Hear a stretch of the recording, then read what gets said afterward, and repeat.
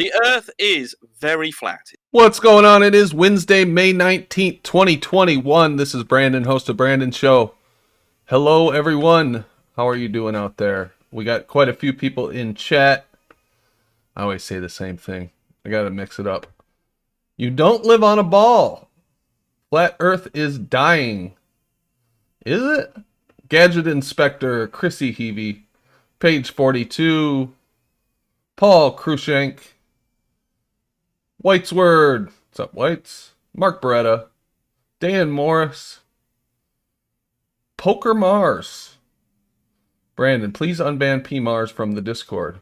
I thought I looked at that before, and you weren't banned. Sean Hawkins, whiny bitch Sean Hawkins, Enigma, and Bill G. Bill G is back on top again. Congratulations, Bill. Right where you belong. How are you guys doing tonight? Gadget says, how's it going? It's going good. Not too bad. It's very warm here. My favorite time of year. So I'm happy. Stuck inside a lot, but I suppose that's my fault. Since I decided to take a desk job, which isn't too bad. We got some people in Discord. As you know, it is Free Ballin Wednesday, which means no globists for the first hour and a half. So that's worked out pretty good the last 2 or 3 weeks. People seem to enjoy it. Gives us a chance to discuss things that would normally be interrupted. And I saw a really good comment from Chrissy, who says, I don't understand why you all entertain the ballers. You have enough evidence to show the curve math is wrong. Many other proofs. It's like you're allowing them to confuse new flat earthers, in my honest opinion. And I think that is fair criticism. The one thing I worry about, though, is turning into an echo chamber, which is, what this Wednesday, not having the ballers in is about, is just kind of testing out what the show is like with all of the repetitive conflict with the ballers. Because I do think that they use this show and other shows to, just like you said, confuse new flat earthers, or I think they think they're defending science from the masses, from science deniers or some shit. I'm sure they have these thoughts in their head that they're doing some good for the world. I don't completely understand it, but yeah, whatever. But yeah. So and it's entertaining. It is entertaining to debate. I don't mind debating at all. What I don't like is when they're coming here and flat earthers are all stupid and all that shit. That gets very old. There's really no need for it. The other side of that coin is there's no need for us to treat them like that. But I would say that for the most part, the vitriol I see comes from the ball side. Although I do see some on the flat earth side. But we've talked about that quite a bit. Anyway, good comment, Chrissy. Something to think about. What else is there? I was going to tell you guys. I'll think about it. Let's go into Discord and see what's going on. I think we have a couple of ball believers who have snuck in, so we'll have to take care of business here. Going through 2 separate mediums. And for simplicity's sake, through a denser area versus the air, in which light would be refracting through a less dense area, like we talked about last week. I think there's sugar. Yeah. There's Elijah, your mic. Hold on. Elijah, your mic's a little low. I know, I'm in Rite Aid picking up a new one. I heard you, but yeah, you're right. There is going to 2 mediums, but I think specifically to make this observation, they put like sugar or something like that in there, and it's the sugar in the medium that causes that refraction. That's not what I'm really getting hung up on. I'm saying, well, regardless of what it is, for the atmosphere to be wrapping around a ball, for the light to be coming through that, it would be moving towards a less dense area of the gradient, but bending anyway, Yeah. which is backwards from what we're looking at. No. It's the same thing. It's like in here, the water is more dense at the bottom of the tank, and it's less dense at the top part because the sugar is mixed in there, and there's more sugar at the But we're bottom. not looking at the bottom of the tank, right? We're just looking at the light going from air to the water, which is the less dense medium to the more dense medium. Well, in the atmosphere, you would have it going from the more dense medium to the less dense medium. That's why I keep saying it's opposite.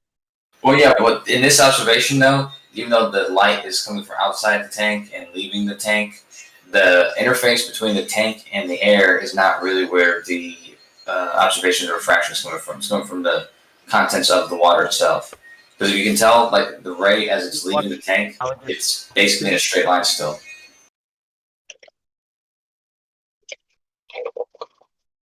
What's going on, guys? How's it going? We are live now. What up? Just a reminder, it is Free Ballin' Wednesdays, which means Free balling. free ballin'. That's right. Which means Get no our nuts out. get your nuts out. Yeah, chuck the Yeah, no. I'm going on mute. All right, appreciate that. Appreciate that. You guys are more than welcome to rejoin. About 6:30. More than happy to have you. So what's going on, guys? We got Aaron Armstrong, Carr in Kentucky, Chrissy 2000, Jeremy, Elijah, Enigma, Face One, Kosho, Left Lane, Rakia, Rob, and SE Montreal.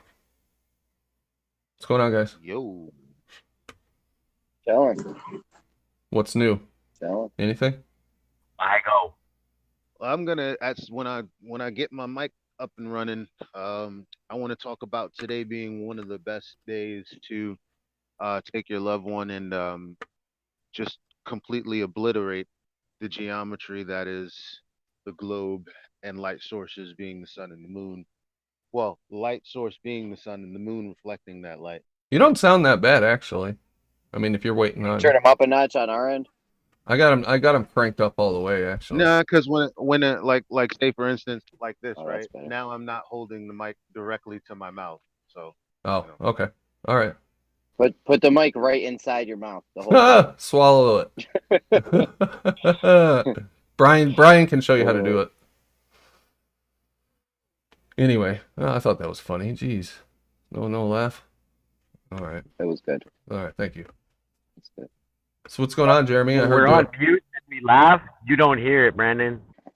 What? When we're on mute and we laugh, you don't hear it. Okay, so what you're saying is I should just always assume you guys are cracking up every time I Dude, tell we a laugh joke. at your joke. Yeah. Just I'm on mute. I can't laugh. Yeah, good point. Good point. I'm just going to play a soundtrack like a laugh track in my head every time I make a joke. You should play it on get one like they used to do in the old school sitcoms. Oh, that'd be great. Get a laugh track. Yeah. I think I can download one right during the show here. That's fantastic. Why haven't I thought of that? Good thinking, Jeremy. It's because I'm an idea man. You're welcome. Oh, yeah. Yep, our idea man. So what's going on over in Gems, man? I heard you over there talking today. What's the topic of the day? The words I managed to get out in between the funding muting. I mean, these guys act like they can tell where the mountain is. You know, the mountain's in a parent position, and they act like they can quantify it, even though they haven't measured it. They just pre-assume that the light's bending down, and we're seeing it higher from that. Even though in the fish tank, the laser bends down, and we see it lower. So I don't know. Yeah. I know, they think they know what's happening with the light over long distance, but they've defined it all within their ball model. Yeah, they made it all fit their ball model. That's all this. Oh, the light must be. We're seeing more than we should. Light must be bending down, and we're seeing it higher. You know, everything's made to fit the globe. Like, what experiments did they do over, say, 5, 10, 20 miles to actually understand how the light operates over that distance. The only thing you could possibly do to know where that object is to make a straight line to it. If you do anything less than that, you're not going to know where the object is. You're just going to see it in a spot and be like, oh, that's where we see it. You know what I mean? Other than that, you can't tell where it actually is unless you draw a straight line to it. Yep. Would 4,000 meters be enough? 4,000 feet? 4,000 meters. Yeah, that's pretty long. I mean, it would tell you something if you could do it Oh. over 4,000 meters, yeah. What's a LIGO meter? is 4,000 meters with a canal running alongside it. How much curvature do you think there is? None. There's no curvature. Yeah, thank you, Jeremy. Thank you, Jeremy. I love you, man. You're great. That's 4 clicks. 4 clicks, huh? Why do they call Yes, it clicks? sir. Where's that term come from? I don't get it. That's a military American term, I believe. It is, yeah, because we said that too, and it always confused me. I'm like, why are we calling It kilometers sounds cool clicks? as fuck. It does sound It pretty sounds cool yeah. as fuck, yeah. Yeah, okay. I guess that makes sense then. Yeah, that Lego down in Louisiana with the canal running next to it.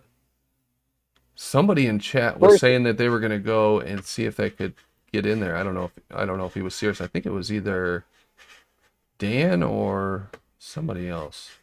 Even if they do let you in, they're not going to let you play around with a water level next to the laser. They don't even let you near the laser beam. First of all, you can't even see the laser beam. All you can see is the ends of the laser beam. Second of all, I don't even know if that fucking laser beam is straight. Do you know what they're proposing that they're doing in there? They're measuring 1/10,000th the width of a proton. Yeah. Okay, that claim alone is fucking stupid. And it really is, because they say that it took them years and years before they finally said, we detected a gravity wave, right? Oh, you don't know the story, the comical story behind that? No, well, let's hear it. I think it's already comical, but I'll give you a little rundown. They started it, about 9 years ago or so, was running for 8 years, and they found nothing, absolutely nothing, no gravitational wave at all, right? Meanwhile, we're surrounded by things that they say cause gravitational waves, right? The sun, the moon, etc. So they did an upgrade, right? And miraculously, 1 week after the upgrade, they detected gravitational waves. They detected, listen to this, guys. They detected 2 black holes 1.3 billion light years away. come on. Checks out. It checks out, bro. They got all the math. Oh, shit. Makes sense, no? Oh, yeah, that's what I would have expected, too. I mean, and plus, even if it's true, is that really useful information? What the fuck are we going to do with that? No, the real gravy lies that we have the straightest thing in the universe, right? Next to a water level, next to a canal. Oh, I know. I know. If we could, This is the baby right here, right now. yeah, if we could just get out there and, I mean, we've been talking about we need to create a straight line, but how do we know that concrete enclosure is straight? Exactly. You think they fucking lined up the roof to match the laser beam? No, they did it using traditional tools. They didn't use the fucking laser beam method to make the roof. Right. Exactly. That's what I'm thinking. I don't know how off it could be, but that You thing, think the construction guys, they obviously built the roof before they built the laser beam. they did, yeah. They're going to build the laser beam out in the fucking open and then put the roof on to match the laser. It's not a roof, it's a steel sections 20 meters long. Right. Yeah, they just butted, because I've read the document, I have it somewhere here, about how they constructed the thing. And what they did was they laid it out with traditional surveying using GPS too. And then each section, Didn't they say the butted GPS, each. did it? Sorry? It didn't say GPS. They said they laid out the monuments No, it does say GPS. using traditional surveying techniques. No, it does. It definitely says GPS. They wouldn't use GPS for first order measurements. Well, they used GPS at some point during the thing. I know that, but we can bring it up and double check if you think I'm wrong. Yeah, the GPS is like third or fourth order. It's not first order. They would have sighted and used an auto level, or communicating vessels. Here, I've got But it. I mean, it was done with an outside contractor. You'd have to have a word with them, really. Yeah, that's the document I'm talking about. It was this CBI. Here, let me share my screen. And it's been a while since I read this, so we'll see. But this is the synopsis. LIGO beam tube module design, fabrication, and installation. I think this is the one that describes how they married it up. Let me see here. And this might just be the tube one. Yeah, it says that they set out the surveying and the monuments, and then everything after that fact is for laying out the structure of the actual LIGO, because the surveying wasn't in the documents. Yeah, they definitely used GPS during some of it. I do remember reading that. I think this is what the beam tube construction one, not the actual construction of LIGO. It says the alignment of the laser using global positioning. So if you wanted to build the straightest thing in the universe, what kind of techniques would you employ to do so? If you wanted to build the straightest, If you want to build LIGO, if you yourself, Brandon, wanted to go out and build LIGO, what methods would you employ to guarantee your laser accurate building construction for housing this unit?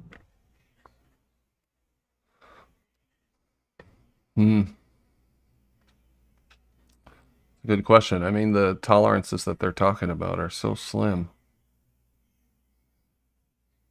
Yeah, I don't know. What would you do, Rob? I'd build a canal right next to it. Oh, shit, that's funny. Yeah, here it is. Precision alignment of LIGO 4-kilometer arms using dual frequency differential GPS. Yeah, that's the arms, isn't it? Yeah, that's the 4-kilometer long arms, right? Yeah, but not the concrete and the monuments for setting all of the initial structure out. That's just for aligning the things after all of that bit's done. So describe to me what they did then. Well, it says that the surveyors were they laid out the monuments for the initial points that they would then use. Then I presume the construction company came in with the concretes and they laid the concrete base out. And then on top of that, that's when the LIGO tune and the alignments for the tubes and all of the accuracy things that come on for the thing is for the alignment of the vacuum tubes on top of the concrete structure. Are you assuming this, or that's what you read in this document? That's what it says, doesn't it? I'm not sure if it says that or not. It starts off with a minute.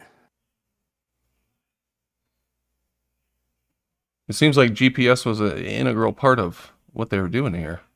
It says, at the inception of the LIGO project construction, GPS surveying techniques have been applied to a number of large-scale precision surveys, and their use in construction had become a standard practice. LIGO, however, posed several unique challenges. The beam tubes needed to be aligned along a propagation direction of light in a vacuum. So I did find another bit. Oh, here you go. It's the bit where it says LIGO contracted with CB&I Services Incorporated to design, fabricate, install, and align the beam tubes. Working in a vacuum. And then it goes on about the beam tubes fabricated at 3mm thick, spirally welded. There isn't really. Oh yeah, the use of high precision, dual frequency, differential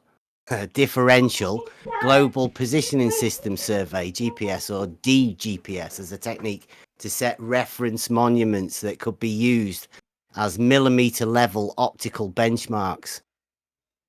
So they were using However, the at the GPS to time- set the reference monuments then. It says, however, at the time of the proposal, GPS equipment and procedures to achieve this precision were not yet widely available to industry. The introduction of commercially available real-time DGPS systems in 1993 permitted the use of GPS to be reconsidered by the time the construction of the beam tube was to begin.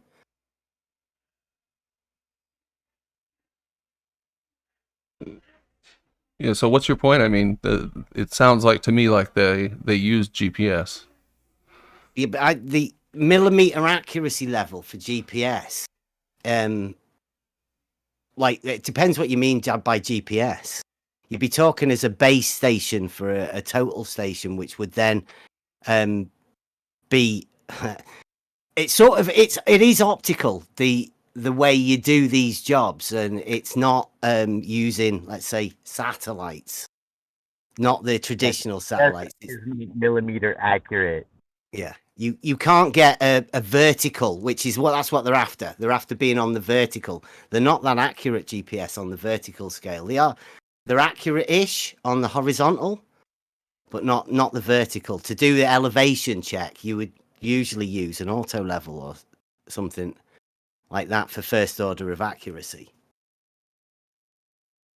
Not a GPS system to set elevation marks. Or if you wanted to, I'm pretty much betting that they used communicating vessels, water levels. They're the most accurate elevation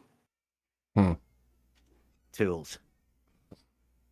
Well, I mean, it's very vague, very, very vague on what they actually did. Well, either way, at the end of the day, each section was put in place, and then the next section they butt it up and adjust it. And are millimeter accurate, they say. Yeah. But they said that it's millimeter accurate.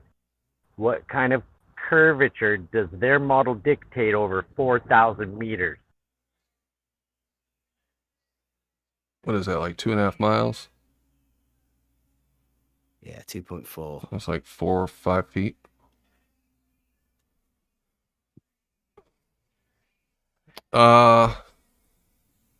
Yeah, so I mean, at least when I looked at this, it didn't really prove anything either way. You don't know if Lego is actually straight, specifically the concrete. So in order to compare it to the water level of the canal, to use it as a baseline, you'd first have to prove that Lego is indeed a straight line, right? It has to be, doesn't it, for the laser? I mean, they claim it is. Yeah, they claim that laser has to bounce 4 kilometers. It does it 280 times across the mirrors. So that'd have to be straight.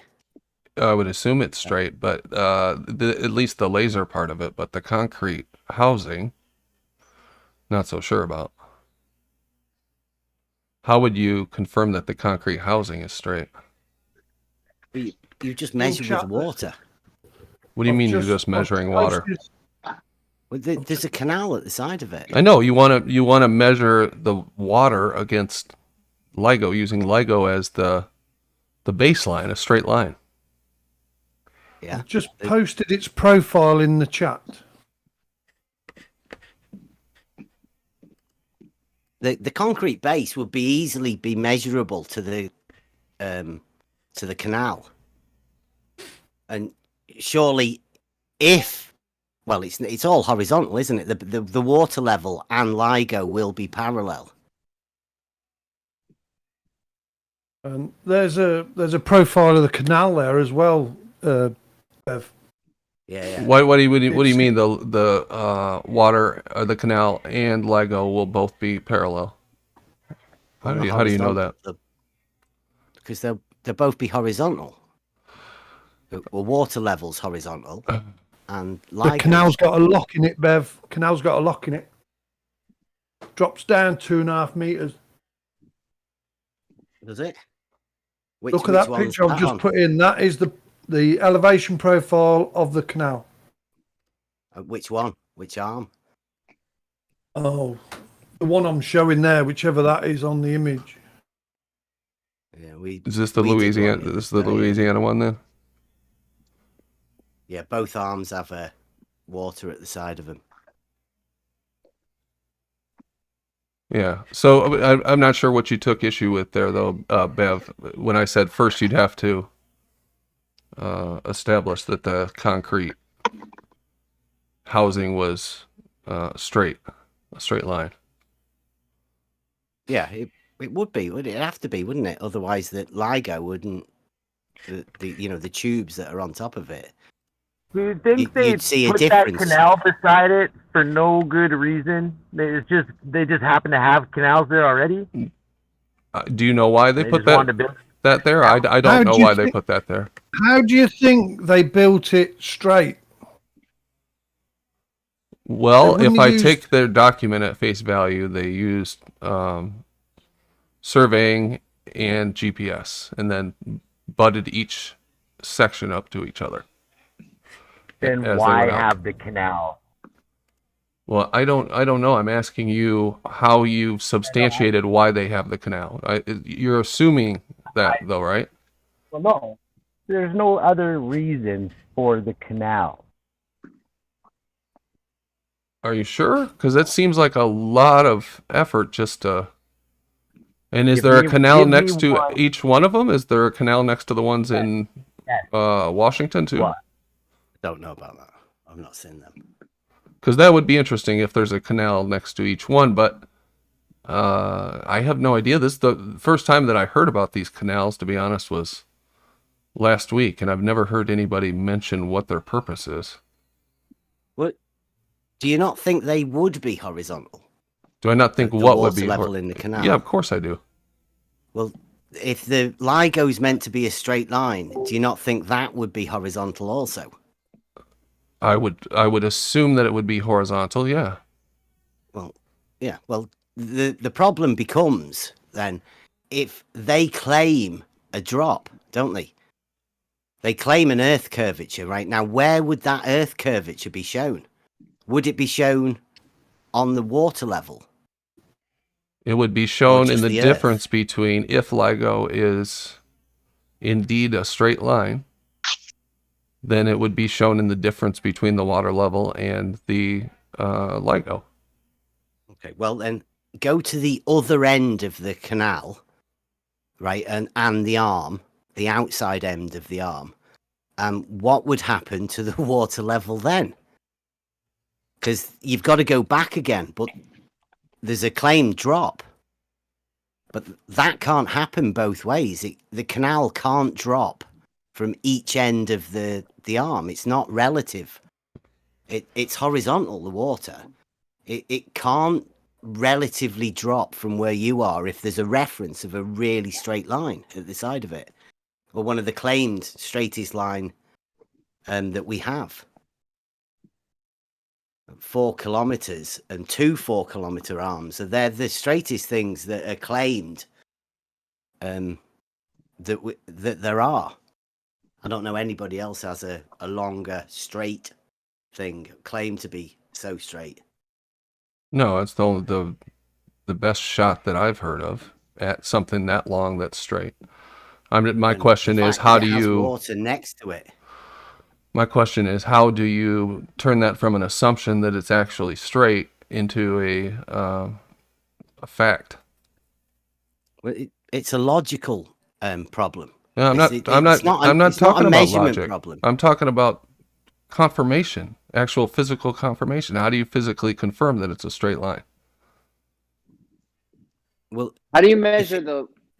How do you measure you buy a 400-meter hose pipe and you do your own water level test. That's not going to And tell then you if realize it's straight. that same thing. A canal is the exact same thing, though. It's not going to tell you if the canal's straight No, not the canal. or LIGO. Well, water level's not going to tell you if the canal's straight either. It's not going to tell you if LIGO's straight using a water level. LIGO's claim to be straight, isn't it? It's not LIGO being straight that's the claim, is it? Not that we're dealing with. I mean, I'm not concerned about LIGO being straight. I mean, they've claimed it is straight, so therefore we can use that as a reference. So if they claim So how do we something as a reference- how do fact, we then you reference- just say, well, if they claim it as a fact, then I'll accept it as a fact. Well, no, I use it as a logical reference, right? There's a straight line there that's claimed to be straight. There is a canal right next to it. Now, what do you imagine the water level in reference to this straight line happens? I mean, I say the water level's horizontal and LIGO would be horizontal. Or LIGO is the straightest thing, but it's on an incline. It's on a grade. How do we measure? They're the only options. As long as LIGO is straight, then what I imagine is that you wouldn't measure, you wouldn't measure any curvature. You could measure the horizontal water against the horizontal LIGO, and your measurements would tell you that they're How do we measure? parallel, unless, like you said, hold on, unless you said LIGO is crooked, which either way, it doesn't matter if it's crooked as long as it's straight. As long as LIGO is a straight line, you should be able to measure against that water and differentiate between the two models. Yeah. How do we measure The problem with the two models that they have on their model is that the water drops away from your position.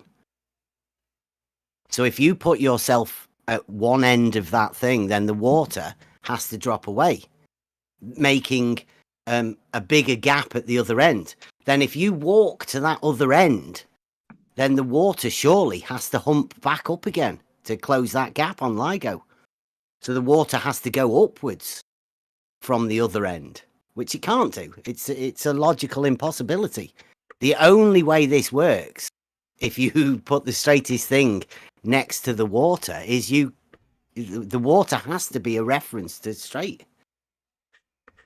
The water can't drop from both ends, can it?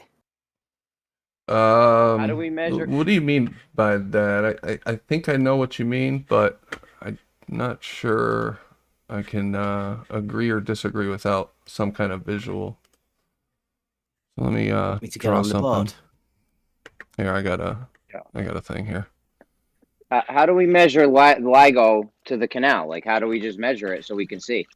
Yeah, that's what my question is. All right, so here's your imaginary ball.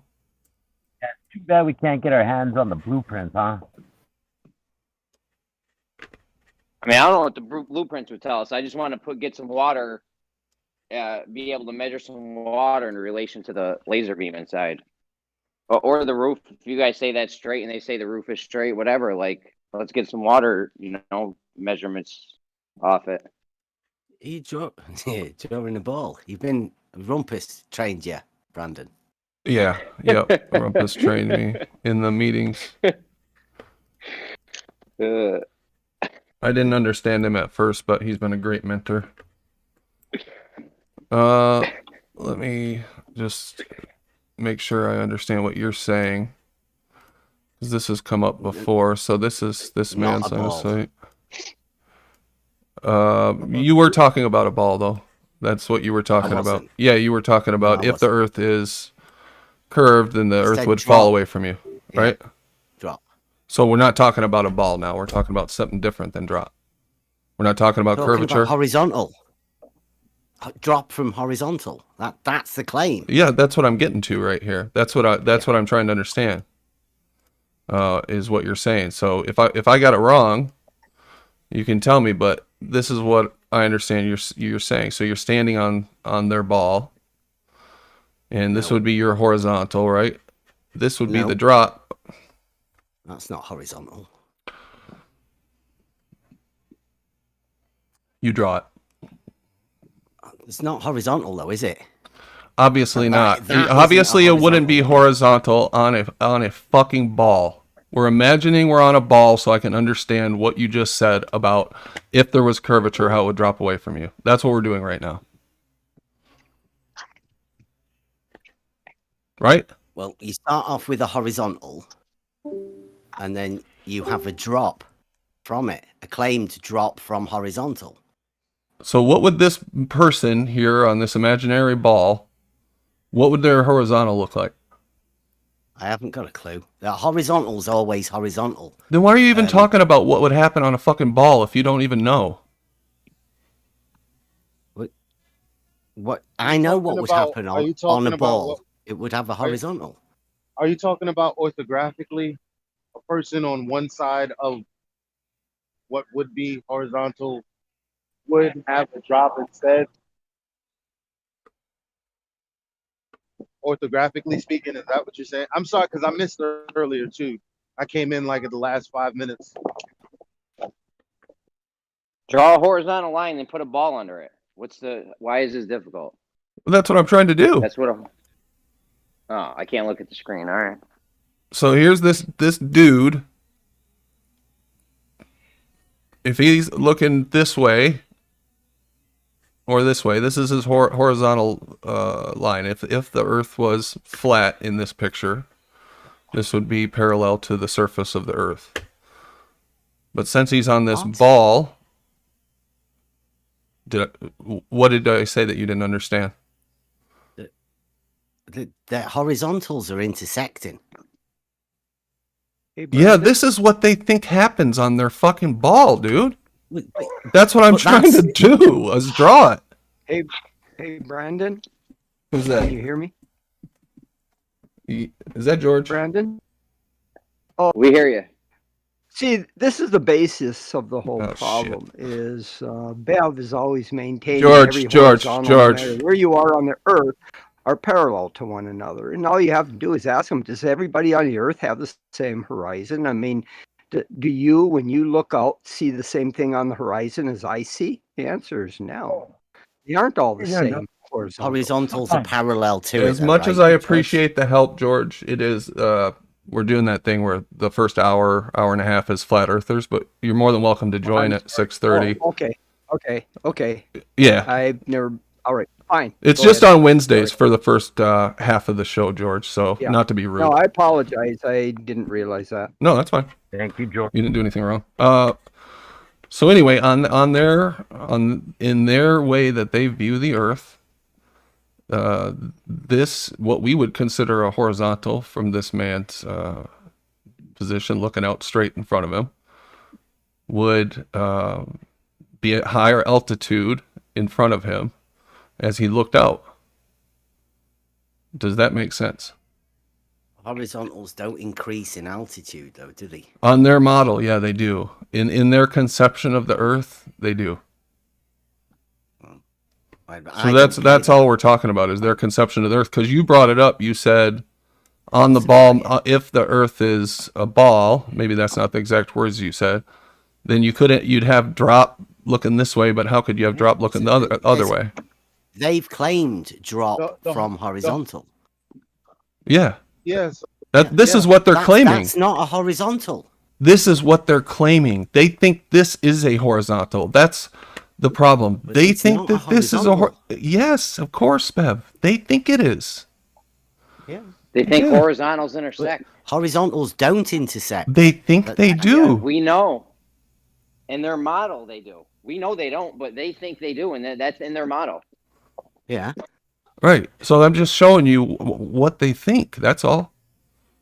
They think if this guy looked out this way and this guy looked out this way, that indeed those two would intersect and they'd both be looking, essentially at a higher altitude.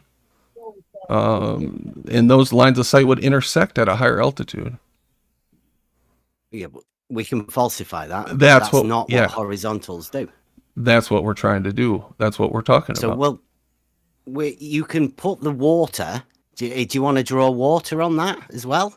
We'll just pretend that he's standing on water. Right. Well, the water level at the side of LIGO wouldn't. Which one are you saying is LIGO, and which are you going to put it at one end? Which one of the? I'm not. This doesn't have anything on it to do with LIGO. Well, yeah, but put LIGO as a 4 kilometer straight line, right? Because that's there. That's solid. Okay. All right. Let's draw LIGO on their conception of the Earth Just here. say the straight line, horizontal line is LIGO. Well, it would be like this. Let's say if we had one person at each end, then LIGO could be like this potentially. Okay. Well, then the claimed drop that the numbers say in that thing is 1.25 meters. Now, over 4 kilometers, I don't know if you've done any numbers or anything, 2.4 miles, then that's not where the tangent goes, is it? If you're playing their game with their numbers, the claimed curvature is 1.25 meters that they say in that document. So that's at one end. So you can't they did have it at that one end. tangent Okay. in the middle. Yeah, all so right. you have to have it just at one end. Right. Okay, hold on. Yeah, I was just going to ask that if they've said which way it goes. So this side would be, say, at eye level, and this one would be kind of like up like that. That's what you're saying. This is LIGO. No. No. What you'd have to do is you'd have to put the guy at the top of the ball, and then you'd have to have 4 kilometers going out. Doesn't matter if he's at the top of the ball. The drop is at one end. Okay, he's at the top. He's at the top of the ball. So I get you. So it's like this. At one end. There's LIGO. That's not. Yep, there's LIGO. Not horizontal, is it? No, I mean, it's not horizontal. Can't you just imagine that he's on the top? Do you want me to get on the board? Do you want me to do it? No, I don't. No, Yeah, no, I skip the don't. whiteboard. No, Oh. I really don't. Put the guy at the top of the ball. Why? But one guy at the top of the ball and have a line going out, because that would be horizontal. Like that. Put the guy with that middle This guy, dot is- they're both on the top of the ball. No, they're not. They are. They're both on the side. You're being really pedantic, Bev. There's a straight line that's claimed to be there. Right now, you initially put it as a tangent, so there's a drop at each end. There. That would make it 2 miles. Does that make it better? Okay, well, that's off the. It's not a tangent, that line, is it? Through his eye line. We're pretending that he's looking. Not touching the curve. We're pretending that he's looking at eye level. That the tube's at eye level. Do you want me to lower the tube? Well, it's up to you. Do you want to go realistic? Because that's not a tangent. There you go. That'll do. So now the LIGO is going like that. Now there is a drop at one end of it. Now, if you put the guy at the other end of where LIGO is, the water rises, doesn't it? It doesn't drop. You can't make the water drop on both ends of that LIGO. Well, their horizontals aren't the same. So if you make a horizontal off both the guys, it's always going to be drop with the water in their model. All right. Because they have intersecting horizontals. Remember in their model? The guy at the bottom of that one has a horizontal, but it isn't LIGO. Like we can use LIGO as the reference because LIGO is a claimed horizontal. There's no need for you to swap positions and swap horizontals because LIGO becomes the horizontal. That becomes the straight line for us to start using. They have an infinite amount of horizontals and they all intersect. So if But you move, LIGO your horizontal isn't. changes. I know, but if LIGO you move your isn't. I know, but if you move, your horizontal changes in their You model. don't move LIGO. So yeah, I think it's a roundabout way of saying that if we use LIGO as a straight line as our straight line reference, if we assume that's a straight line, we should be able to measure the difference between the two models if we measure it against the water. It's very simple. Yeah. But this shows logically, surely, that the water can only drop one way, and that's flowing water. No, it doesn't. We know it doesn't. We know how water flows. It drops. No, it doesn't show that, Bev, because in their model, they think that no matter where you are, everything drops away from you in each direction. A measured change from the horizontal or in the horizontal is a change in elevation. Elevation with yes, in reality, yes.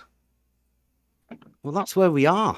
LIGO is in reality. You're arguing with me like I'm a baller, and it's starting to get on my nerves. You are. That's how I'm starting to feel, because I'm trying to be very... I'm trying to understand where you're coming from, but I don't think you're trying to understand where I'm coming from. You're trying to play with their model.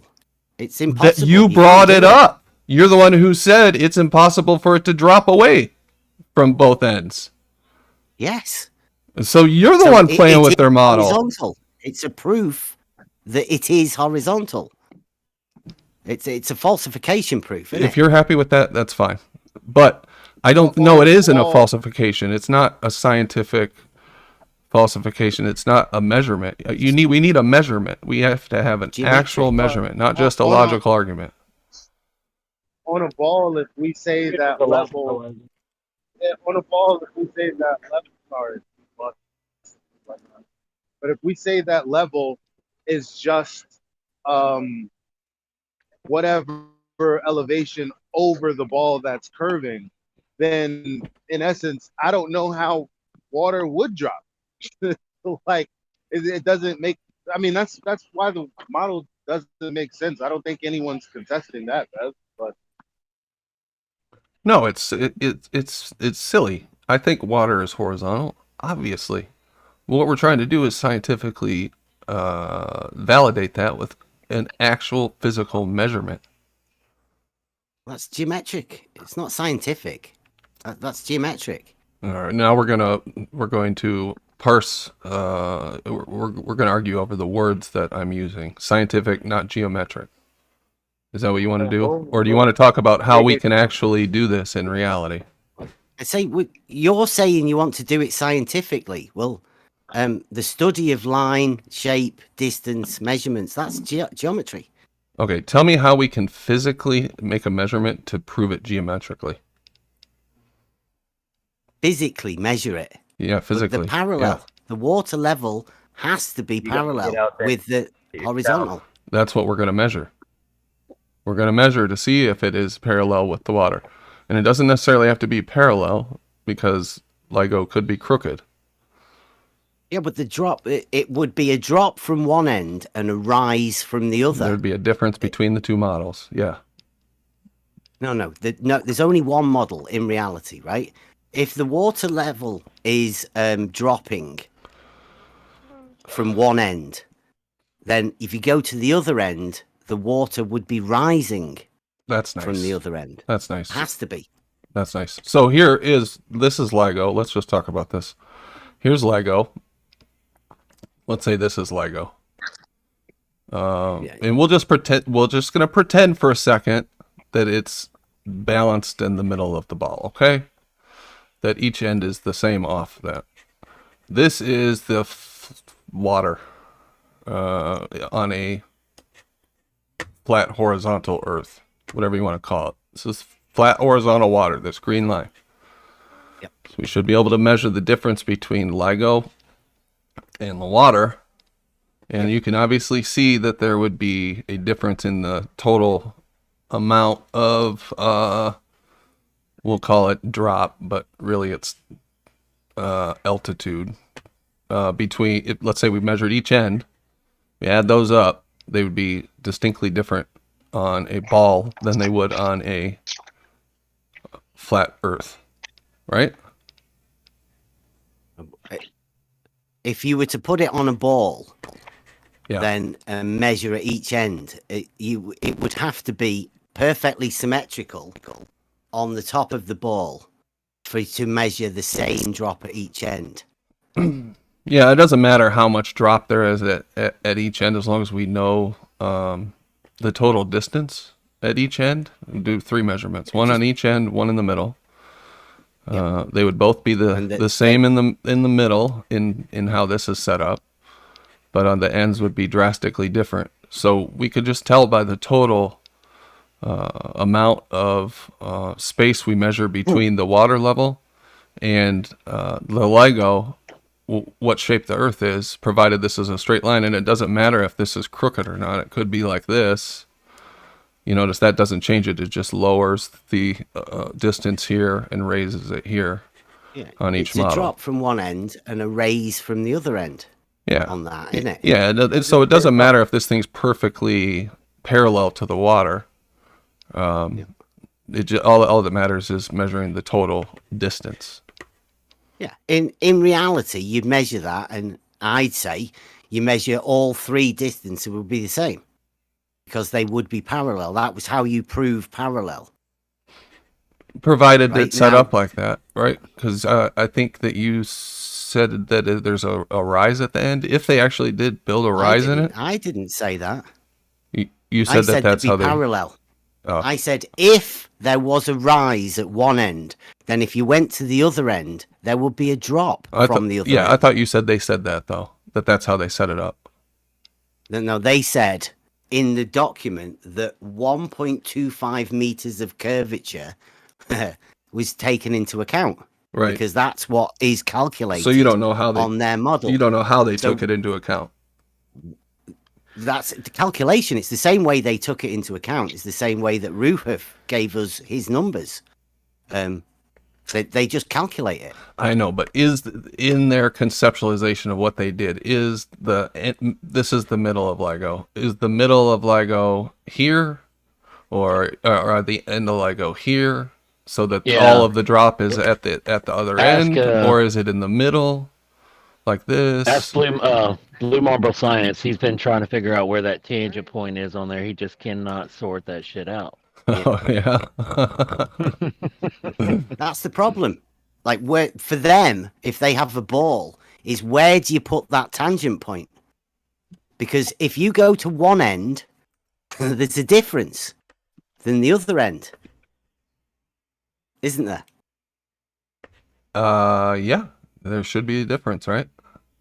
And you can't have the canal dropping at every point. You can't have a relative drop of the water level if you have a reference straight line.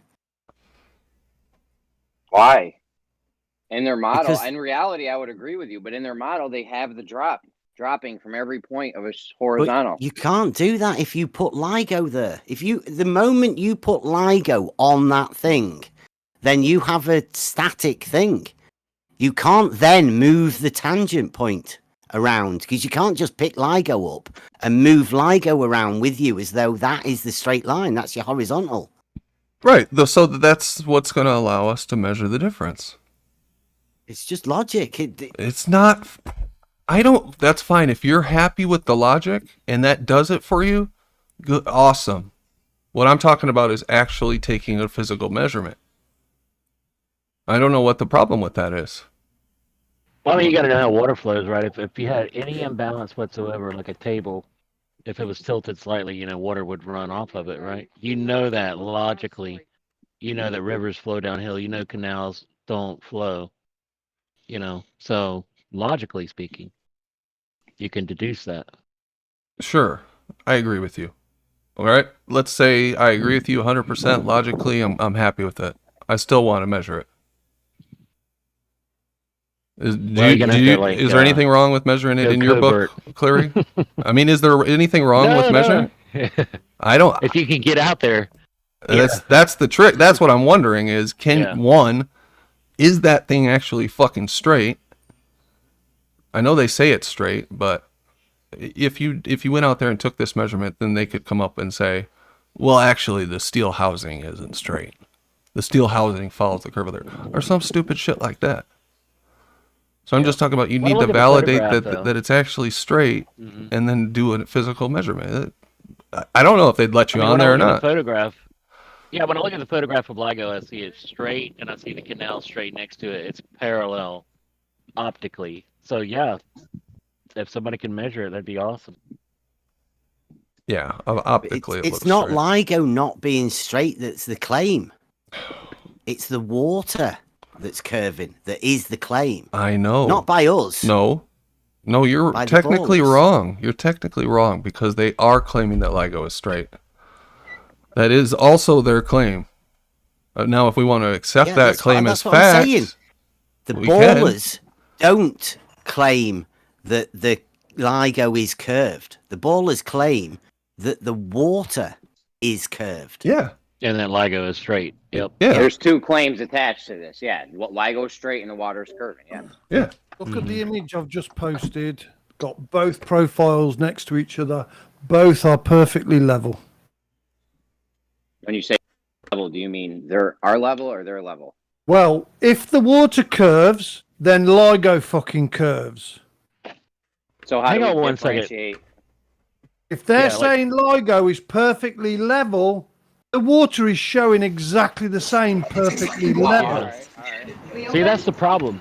Everybody's only saying what the Globers say. If a Glober says something and you repeat it, you're basically saying what a Glober says, right? Why not say like the Globers measured or the Globers did this? It's always what they say. What They I'm say a saying lot. is, they say that this they say. profile is a curved profile. Well, if it is, then LIGO's fucking curved as well, which Just they because they swear say. is perfectly flat.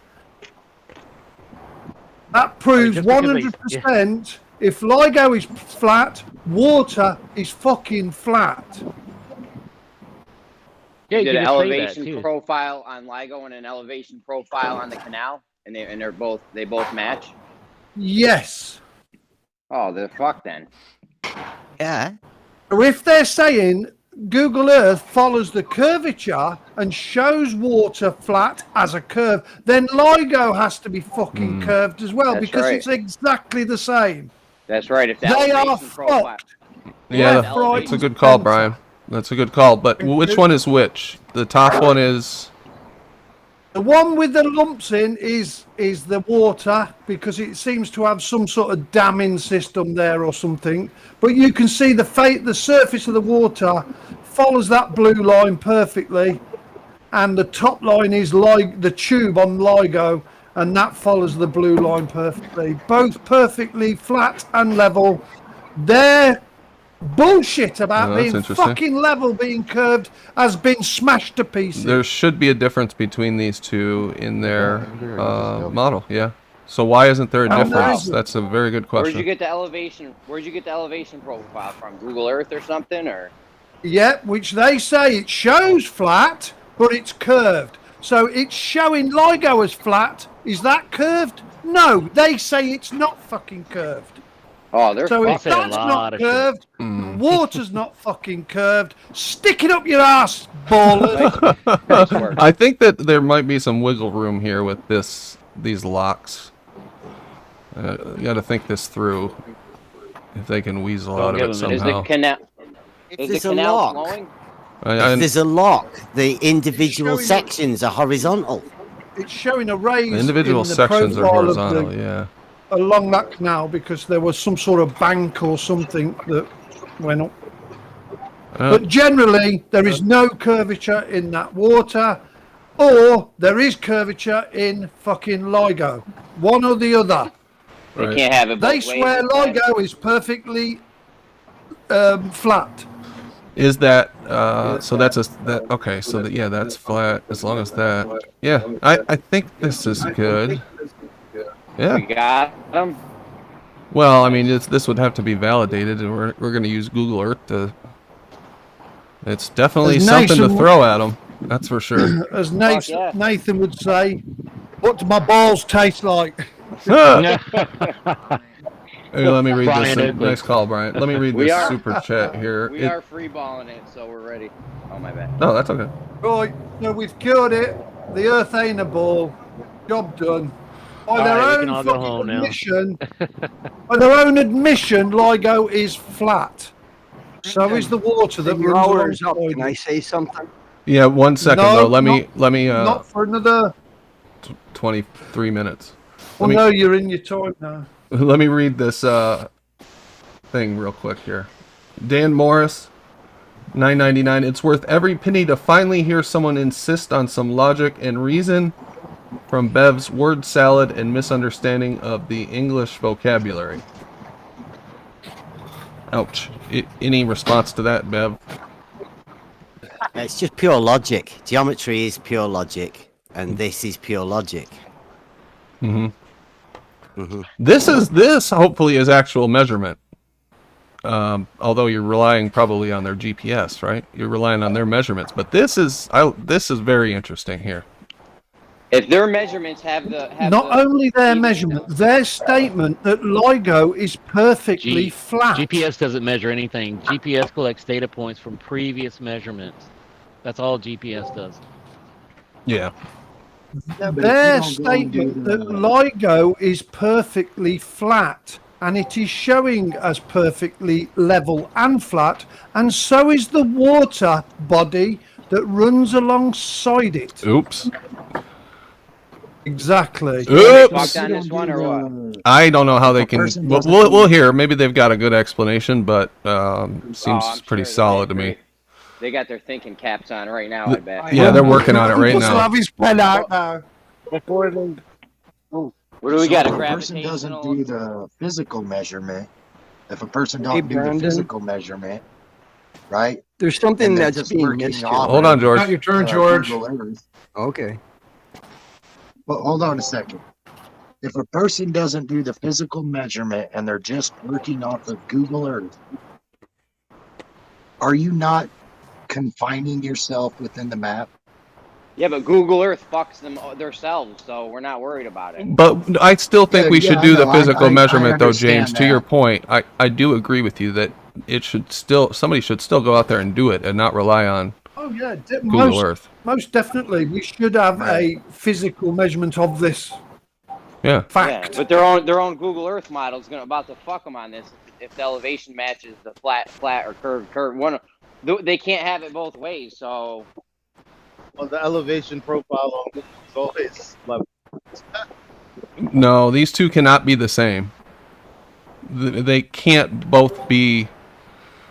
They're parallel. These are essentially parallel. They cannot be parallel on their conceptualization of Earth. Yeah, you can't have curved water and a curved LIGO or flat LIGO and flat water. There's got to be a difference.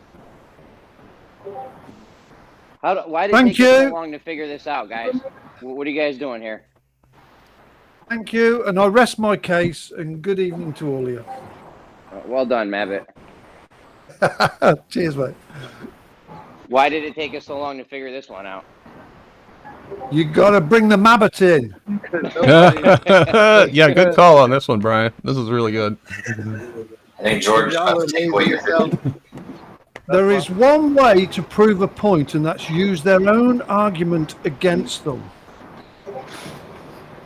Internal critiques like that, I think, are some of the most powerful ones we can have, because then it defeats their own mind instead of us doing it. They feel like they need some type of response, and even if it doesn't make sense, they'll come up with one. But if you use their own, then they just like computer shut down. Is somebody hot micing right now? Hold on, guys. Is somebody? I think everybody's hot micing right now. Somebody is, though. Someone's outside or something. It's Ball this Wednesday, man. What do you expect? You ready to hear the ball shit, Brandon? Bev, I think it might be. It might be you. I have something I want to bring up too. I'm not sure who it is. Seeing as that today is the best day to do it. Well, hold on a minute.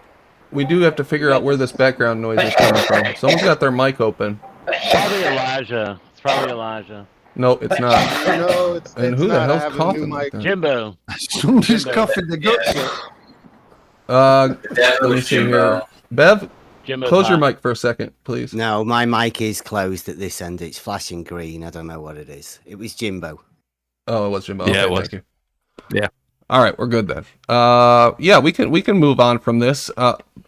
Before we do, though, I would like to know, what do you think are the next steps to get somebody in there to LIGO to measure? We have a minimum job right now. Yeah. Hey, Brandon, can I say something here? Are they saying Google 19 Earth is minutes, off? George. No, you get it right. Yeah, George, we told you 4 minutes ago it was 23 minutes. So put your timer on. You got 19 minutes. Put your timer on, bro. And George doesn't Brandon said 1 hour. It started at 4. It's 12 minutes past. Okay, the but hour. Brandon yeah, told you but 5 6:30. minutes Hold ago. on, hold on. Brandon told you 6:30 the first time you came in. It's not 6:30 or 30 minutes past the hour. He told me an hour, but if it's 6:35, I'm gone. So they're gonna have to Yeah. say that. Yeah, come Google back Earth though, is George. off. No, don't go, George. Raise So your they're gonna hand have at to- 6:30, George. Look, They're gonna have to say Google Earth is off, or something, because they can't say that LIGO is curved or the water's straight. They can't have either one of those happen. So they're gonna have to say Google Earth is off, or the canal's flowing. Is the canal flowing, or is it? I don't know. Yeah, they say. Who gives a fuck what they say? Measure it. yeah, okay, look, It's all look, based I'm all off for of that. non-physical measurement. This whole thing's off of a non-physical measurement. This is, yeah. This Google Earth thing. I agree. But that's what we need. We need a physical I measurement. know I'm just repeating myself. You're just confining yourself to the map. Like if there's literally more land out there, right? Yeah, but their We're math is working fucking them within right their. We're working Their own within math the is Google fucking Earth. It doesn't mean we're co-signing Google Earth, James. We're just using this I contradiction to, Think- pointing out a contradiction. That's all. Think of it as a hostile witness. Hostile witness shit. Yeah, Google Earth is our hostile witness. In the UK, Alrighty. they were digitally mapping the UK. It's from 1971, and they transposed all of the measurements that they already had onto these digital maps. So that's where all of the elevations come from. They come from the Horizontal digital baseline. mapping process. Yep. Of already done first order measurements before GPS was even around, with auto levels and chains in the UK anyway. The entirety of the UK was mapped from one datum point. Yeah, Google Earth is comprised of ESRI data, ESRI. It's been collected by LiDAR. It's been collected by surveyors. It's not mapped out by GPS. It's actually measured. And then you can use GPS once you know all the points and you have them set up in the core system, the continuously operating reference system. That shows you exactly where you're at. Triangulate your position and then find the elevation from the already existing map. Okay, sweet. Elijah, you said you wanted to bring something up. Did you had something? Yeah. So, in my mind, today is the best day to do some sky watching because for me, geometrically, the model is broken because of the phase of the moon. Right? And here's how it goes. And I hope I have enough quiet time to get this out here in the city. So, you know what? I have a video too. Maybe I should just connect so everyone can see that the sun and the moon is in the sky today, right? That's not like, that's not something anyone has to argue about, right? Yes. I just filmed it. Both of them, by the way. They're still But there. go on. They're still there? All right. Right. Beautiful. So here's the thing. So the sun is going to set at some point. Great. Beautiful, beautiful. The moon is going to stick around from my location in New York City until about 2:21. If you go to Google moon set, right? The timeanddate.com, they'll show you when it rose and when it's setting, right? So now, before I finish, I want to ask you, if you're going to have half of your face lit, where would that light be? If you're going to have 90 or straight ahead. If you're going to have 50% from your neck up lit, where would the light be? It would have to be horizontal to your face.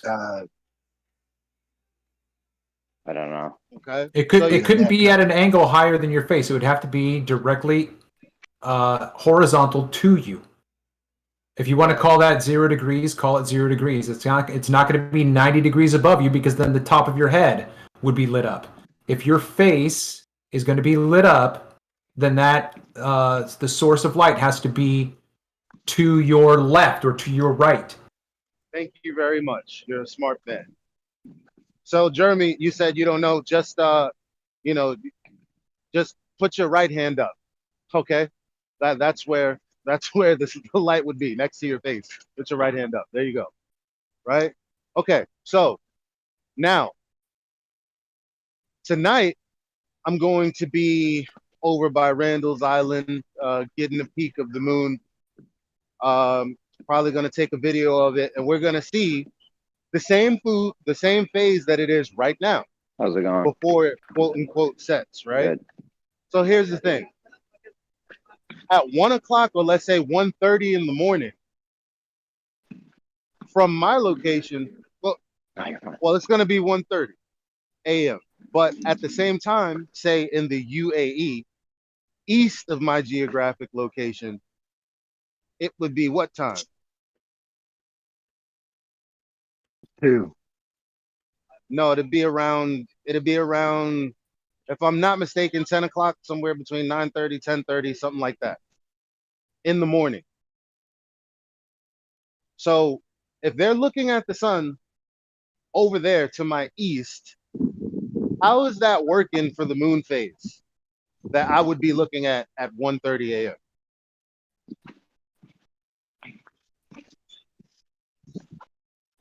I'm no good at picturing these without seeing a diagram or a drawing of something. I'm no good at this. Someone else answer. Well, you'd be looking at it in real life. What do you need a diagram for? All you got, well, I mean, you could pull out Google. Yeah, the angles don't work, Don. The angles don't work. The UAE is directly east of my location, but the moon will still be lit to the west where the sun left. It's 50%, so it has to be over there. I'm saying over there because I'm hoping you're picturing it in your mind. But like you said, horizontal to the light source, the moon would have to be. You could be all right. I would just want to caution that there's been a lot of these that have come up, and it's sometimes not so easy to figure out how it would look on their model. Yeah, I'm just having trouble picturing what the directions would be. It's really easy to get it turned around in your head when you're talking about where the sun would be coming from. I'd be looking. Well, let's think of it this way. I'm looking at the moon, right? Okay. Like, and if I'm facing directly south, the moon is over my right shoulder. But geographically speaking, the sun has risen on the left side of my shoulder. Though I can't see it, if I call MJ at 1:30 in the morning, he's going to be having a coffee. He's going to look at the sun. He's going to say, see, there it is. And I'm like, well, that's over there. Or if I'm on a ball, at the very least, it's behind me and behind my left shoulder to the left. But I'm looking at the moon headed to the right over my shoulder. And it's still lit in that direction. And it's 50%, which means the light would have to be horizontal to that. How would that work? There's no way to argue out of that. Yeah, it wouldn't work at all. I don't know. It's a little confusing, but I think I see what you're saying. Well, that's why I encourage people to actually do the observation in real life. You know, bring a compass with you. I think you would have to get a feature on the moon, because just looking at it with the naked eye, it might appear to be the same phase. But if you got a feature on the moon, you can see how the light's moving across it. If you know what I'm trying to say? Or is that irrelevant? I think it's irrelevant because if you're looking at a feature, that means you're looking at a feature on the portion that's lit, right? And so what's lighting that, if it's the sun, would have to be also in the direction over my right shoulder. It has to be over there. But I know that my brothers in the Middle East are getting sun. They're looking at the sun. Now imagine it like this. Let's say I wanted to do it tomorrow or the day after that, where it's like 60-70%. I don't think that the argument is much better, because then I think there's some wiggle room to say, well, the angles are, wonky. But the point is, if the sun, if the moon is setting at 3 o'clock, let's say, right? For me, well, at 5:30, I'm looking at the sun, and on the West Coast in California, they're looking at the moon still in the same phase. How does that work? I think you're right. You're onto something. Well, even then, though, there's been documentation of the moon being lit up on the bottom half. I think you might even see one or two YouTube videos on that.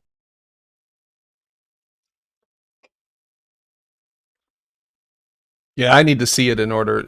These things are. So many times somebody has brought up one of these supposed contradictions with the sun and the moon and stuff. And then somebody goes off and checks it and is like, oh no, see, it does work in their model. I'm not saying that's the case in your case, because it sounds like you might be onto something. That's why, because I've heard all the arguments, and they'll purposely get it wrong, and they'll say, oh, so you're looking at the sun and the moon during the same time. I'm like, no. Oh, so you're saying that the lit portion of the moon is to the east then? And I'm like, no, that's not what I'm looking at. I literally sent you a picture, and I'm looking south, and the sun set that way. So I don't understand how they'd get it wrong. And then they did give me like this simulator, but it doesn't make sense. There's no way to model this. I mean, but I'm not asking you to take it on now. Just think about it. Look at today is the perfect day, as the moon is 50% lit. So this is the time that people need to be going out there and actually trying to see what I'm saying. Yeah, that is an excellent suggestion.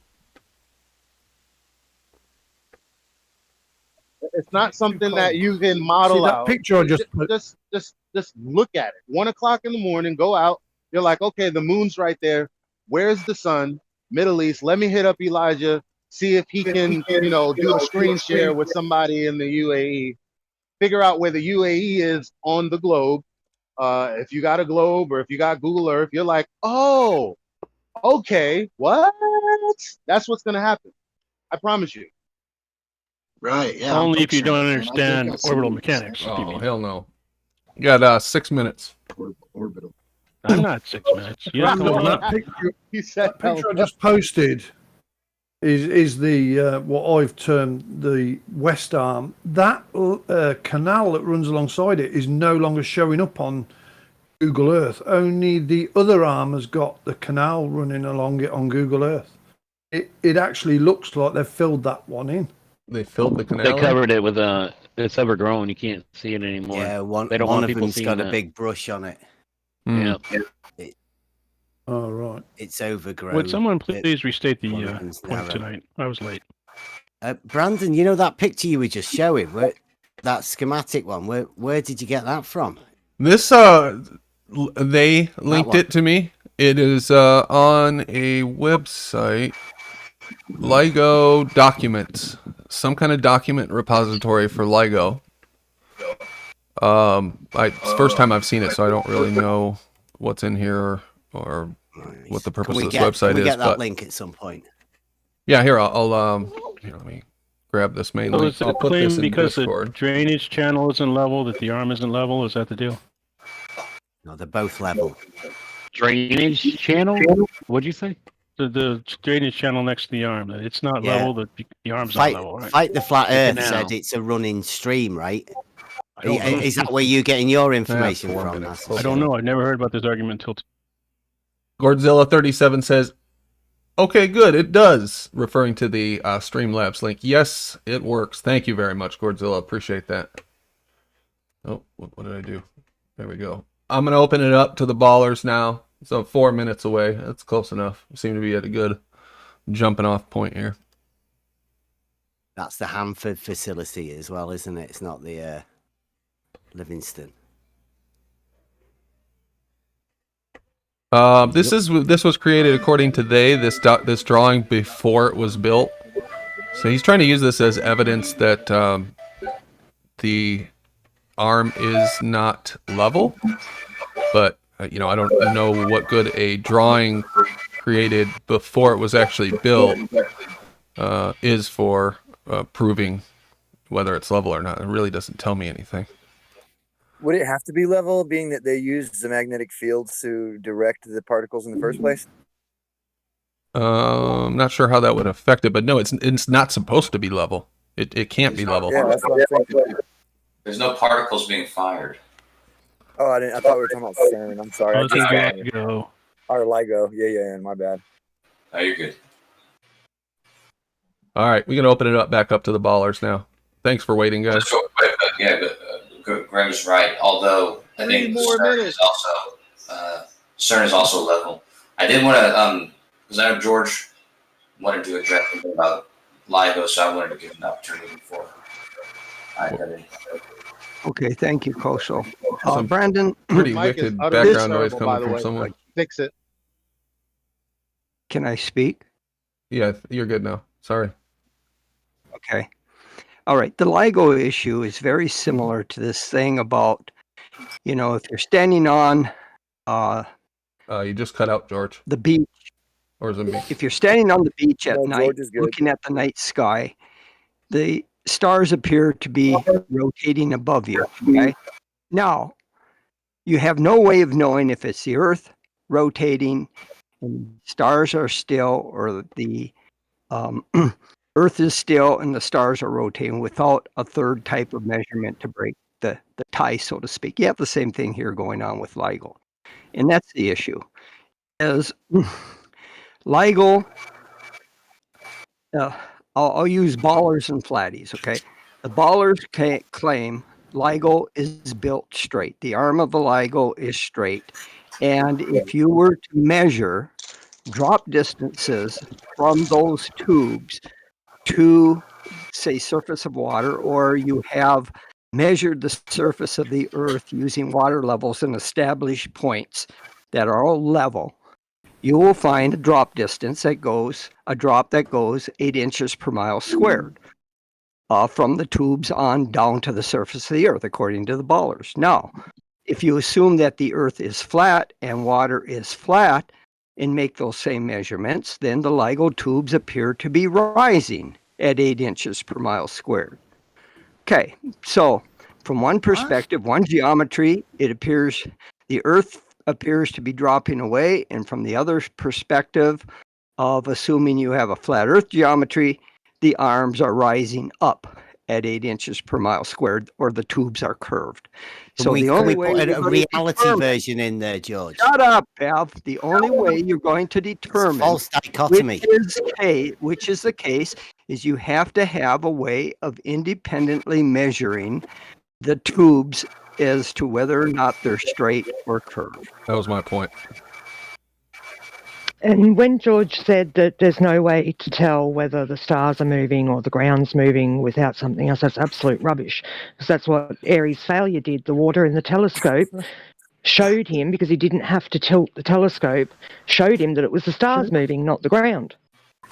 That's an independent third measurement. Jacob spoke to prove the opposite. Looking. Jesus. I can tell just standing looking at it. Most people can. That's why everyone says it's the sun moving across the sky. Paige, I'm not talking to you. I'm talking to Brandon. And one other thing, Brandon, George. On this Earth Moon thing, Brandon, you will never ever see the half of the moon lit up on the right side, where the sun is on the left side of the moon. That is, the line of demarcation on moon phases. So what? Shut up. Is between new moon and full moon. Between new moon and full moon, where we are now, you're looking at half the moon. The right-hand side of the moon will be lit up, and the sun sets before the moon. Okay, and now what we'll have is what we're calling a waxing moon. That is, the lit up portion will grow more than 50% until full moon, and then after full moon, you have a waning moon. This proves the ground curving. Shut up. We're not talking about the Earth curving. I'm answering another question that was raised. Jesus, Paige, you're rude. Please stop interrupting. So the thing is after a full moon, the left-hand side of the moon will be lit during the day along with the sun. Or not with the sun, but I mean the left-hand side will be lit up at nighttime. So during the day, you can only see the moon in the sky with the right side of it lit up. You will never ever Left see side. the moon I in the saw it sky. with the left side Shut yesterday. up, Paige. Jesus. Well, you're Christ. wrong. I just saw it yesterday. That's because you're The in left Australia, side was lit Paige. up Southern during the day. Hemisphere. That's because you're in the southern knucklehead. hemisphere. So don't say that everyone will see it with the right hand damn side it, lit up, Paige, because that's stop not true. interrupting. You're in the Southern We're Hemisphere, talking you about the knucklehead. northern Yeah, so what because he's you're in the southern saying is not hemisphere, Paige. true. It is so, Paige. You're in the southern hemisphere. The moon phases are Everyone backwards. will too. see it with the right No. hand You don't side need lit to up. interrupt Well, him no, for they that. won't. No. Which it just goes to prove Oh, another globe proof. Thank you very absolutely. much. Stop arguing. The moon Everything's a globe Graham, proof to piece of you. shit. I remember you. It doesn't prove anything about the globe. Oh my God. George, I'm not trying to prove anything about the globe. I'm trying to explain I was what answering was the claimed. other guy, George. Paige, The little white knight there. Paige, you need to understand things get flipped between the northern and southern hemisphere. Most of us are in the northern You're the one that said hemisphere. everyone, not me. I'm addressing the people living in the northern hemisphere. Oh, Brandon come is on, in the You said, northern okay. hemisphere. My God. Okay. Question is in Okay. the northern I hemisphere. don't think that many people So are instead watching, of just George. saying, yeah, no worries, Paige, you're right. Sorry, everyone doesn't see it that way, only Northern Hemisphere. You have to say, oh, I was saying that Yeah, when right. you It was didn't. clear. It was clear what he was talking about, though. Yeah. And if you would have let Everyone, him yeah, it finish was his- clear. He finish said his damn everyone. sentence, you might have let him finish his sentence. He might have Why? even He's still gonna let him addressed that point. Oh, he's not guys, an idiot. let's move on from this. Well, Obviously, it he seems was so to talking me. about He northern said sometimes, hemisphere, but- and now we've corrected him. Paige was right. So let's move on. What else we got, George? Page. Hey, I wanted to say, because I wrote it in the chat. I wrote in the chat in regards to Elijah's the moon. That he was offering up. The test for that. There's a beautiful echo. I'm sure what's coming from. Your mic is sounds really like- bad. Yeah. Anyhow, yeah. So Elijah's test about the moon observation in the half-lit moon. That's actually the same idea Aristarchus had had. He thought that it could be used to come up with some kind of test. Although he was a little bit more clever than you or I, and he decided to measure the angle between the sun and the moon during that phase, because he figured that the angle would be fairly close to 90 degrees if it were in fact lit by the sun. Of course, I mean that should be the case, right? If you have some object that's next to you being half lit, you're seeing half lit, the angle should be close to 90 degrees, but not quite. And that's actually what you measure when you measure that. Okay. So the test that you're talking about is kind of, I don't think you're going to get anything from that, but if you want to get something from this half moon observation, you get 0.2 sticks at the sun, one at the moon, and find the angles that they make between each other. Yo, did we ever come to a resolution if Google Earth is off, or if LIGO is curved, or if the water is straight? It has to be one of those three things, right? I'm looking at Google Earth, man, and the elevations look fine. You have to remember that this object is not like you're not going to get the elevation from LIGO from looking at Google Earth. So You can't get an elevation off of the roof. We can get elevation out of the land, but I mean, if you place the elevation over like a building, for example, it's not going to give you the elevation of the roof of the building. So, well, is the bottom of the building? Where's it giving us the elevation of then when you hover over the It gives you LIGO? the elevation of trees. Put your pointer over trees and you will see the elevation of the trees. that's fine. But the canal and the bank on the canal, all that kind of stuff, it'll give it to you. But the buildings attached to LIGO, it's not going to give you precise elevation of that. So Is it not giving us a steady elevation all the way across? Who was measuring the fucking heights of the buildings? well, that's what I'm saying. Like it doesn't. Google Earth doesn't. Creative. I got to give it to you, Michelle. So when George we run was the mouse asking down about the arm of LIGO, is it not giving us the same elevation the whole way down? Yeah, there's a building. I'm looking at a building that's attached to LIGO. I'm using Google Earth right now. I'm looking at the ground. Run the arm down LIGO, the arm of LIGO, run the crosshairs over it. Is it giving us a steady elevation the whole way down the arm? No. So Elevation where's it getting profile. elevation from? Click at one Because end underneath the arm and then go to elevation profile. Does Kosho think that the LIGO one would raise or lower in elevation?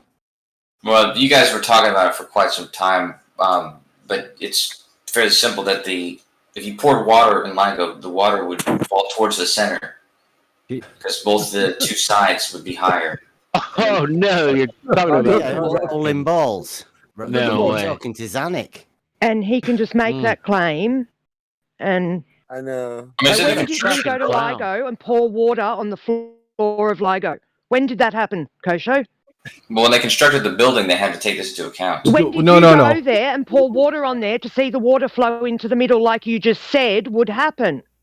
I just told you guys what would happen if you had done that. Yeah, when did you do that? Logical conclusion based off the. Why is it logical when nobody's ever done it? It's a direct People question.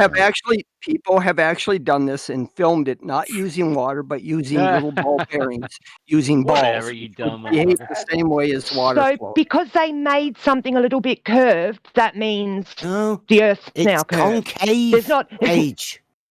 Relative Oh to my God, so it's not even curved in the right freaking direction. You guys don't understand this, do From you? the outside Really to the don't. center middle, down. Elevation is measured from the center of the earth. They should be falling from the middle to the side. Well, guys, not everyone has to jump into this here. Hold on. What Peyton asked the show said was wrong. They don't measure elevation from the center of Earth. You Yes, they fucking do. moron. It comes from Everything you said is wrong. Shut up, sea level, which is okay. You're correct. Sea level, I'm gonna DM you a citation, which is bro. related to the center of the earth, correct? No. George was asking about, George was asking about proof that the Earth's not rotating, and he wanted a third reference point, did he say? Well, hold on, because we're still. Well, Page gave him one, but he ignored. He was using that as an analogy for LIGO. He was saying that we need a third reference, a straight line to gave him measure a them third against.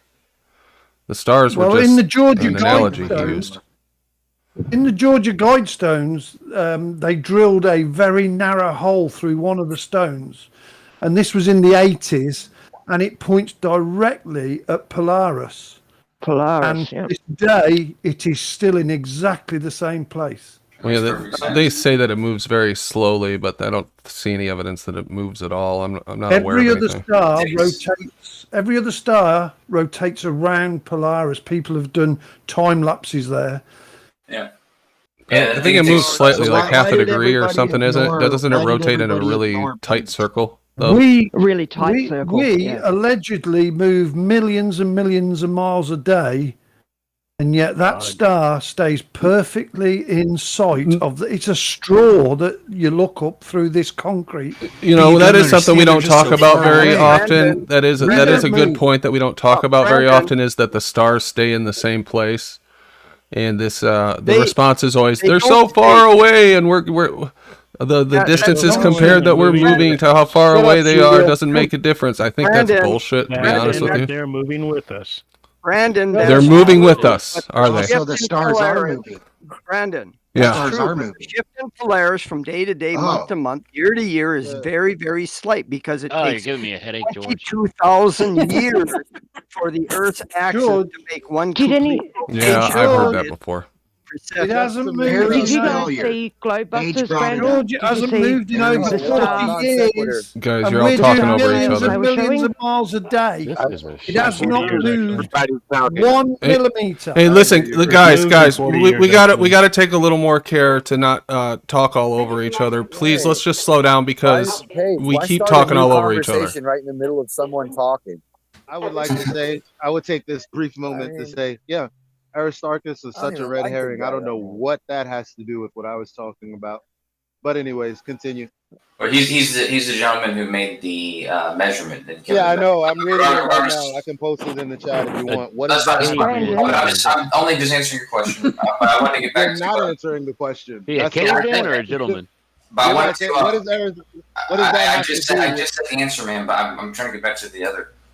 Oh, what a weasel! Yeah, it's a red herring. Thank you very much for that smoked red herring. Appreciate it. So, I mean, Aristarchus is the one who made that measurement. He described the. I'm not measuring anything. That's why it was relevant.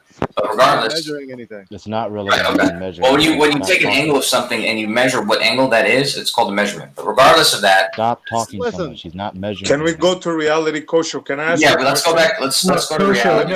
No, Kosho, listen, hold on. You just made a claim. Listen, you guys, you just made a claim about Aristarchus. No, I made a claim about Aristarchus a while ago. He just brought it up. Please give us a primary source where you have Aristarchus's handwriting where he says, "This is my measurement done with my own hand." You don't have it. You're going into the red. All right, so let's hear Travis and Kosho discuss this. Travis and Kosho, go ahead. Well, actually, I was going to discuss the conversation already at hand. Stop making hearsay claims. You're appealing to hearsay. You have no primary source. Jesus Christ in his own hand, please. What did I just fucking say? Okay, Chill, I haven't made any claims in that area, so back off. It's the same thing. Jesus Christ. However, the reigns of Jesus Christ in his own hand. If we want substance, guys, don't chase the bait. Don't chase the bait. That's irrelevant to my argument. Yeah, I know. Okay, right. Whether he existed, whether there's primary documentation, you're exactly right. None of that shit even matters. You're exactly right, Elijah. Yeah, you're exactly right. That it doesn't matter if Aristarchus existed. Your mic is his measurement was documented, and so whether it was him that did it or whether it was somebody else that did it. Show us the documentation. I'm also, if you're talking during me, I'm just going to finish what I'm saying. You just said that it was documented. Conversation. Who documented it? But he's not addressing that I'm saying it's a red herring. Measurement that he's saying, well, this document is out there. Hold on for a second. I don't care. No, don't ask the question. You ask the question. Now, Travis and I are talking. You're running your mouth with an argument that is a red herring. Be quiet. There is no red herring directly. Yeah, if you listen for more than 5 seconds, you'll know that if you would listen for more than 5 seconds, you know that your argument is a red herring. You get a real mic so we can listen towards Elijah's argument. The measurement that he had done could have been completely made up by a high person 500 years ago. It doesn't matter because the observation, the measurement in which it was done, can be done today, and it was done today by myself several times and other flat earthers and all sorts of people, because we've done this for a couple months in a row, made this very simple measurement that anybody can make. So it doesn't matter if Aristarchus existed or not. The measurement between the sun and the moon, the angle you make, is the only information. Between the moon and the sun, I don't care about that. An angle. But it does matter. Red herring, not a measurement either. It's not a red herring. You're the one who said yourself what you expected. You said yourself you expected there to be a 90-degree angle between those two. If it's lighting up half the moon, there should be about a 90-degree angle. That's what you said earlier, and that's exactly what the measurement is trying to measure. What angle is between the sun and the moon during that time? Based off of what? A horizon? A horizontal? No. Based off getting 2 sticks and looking at the crux between them, pointing it at the earth, and seeing what angle the sun is making against the moon. 2 sticks. Multiple colored hair. 50% so-called. 50% so-called. 50% so-called is 50%. You're looking at something that's lit 50%.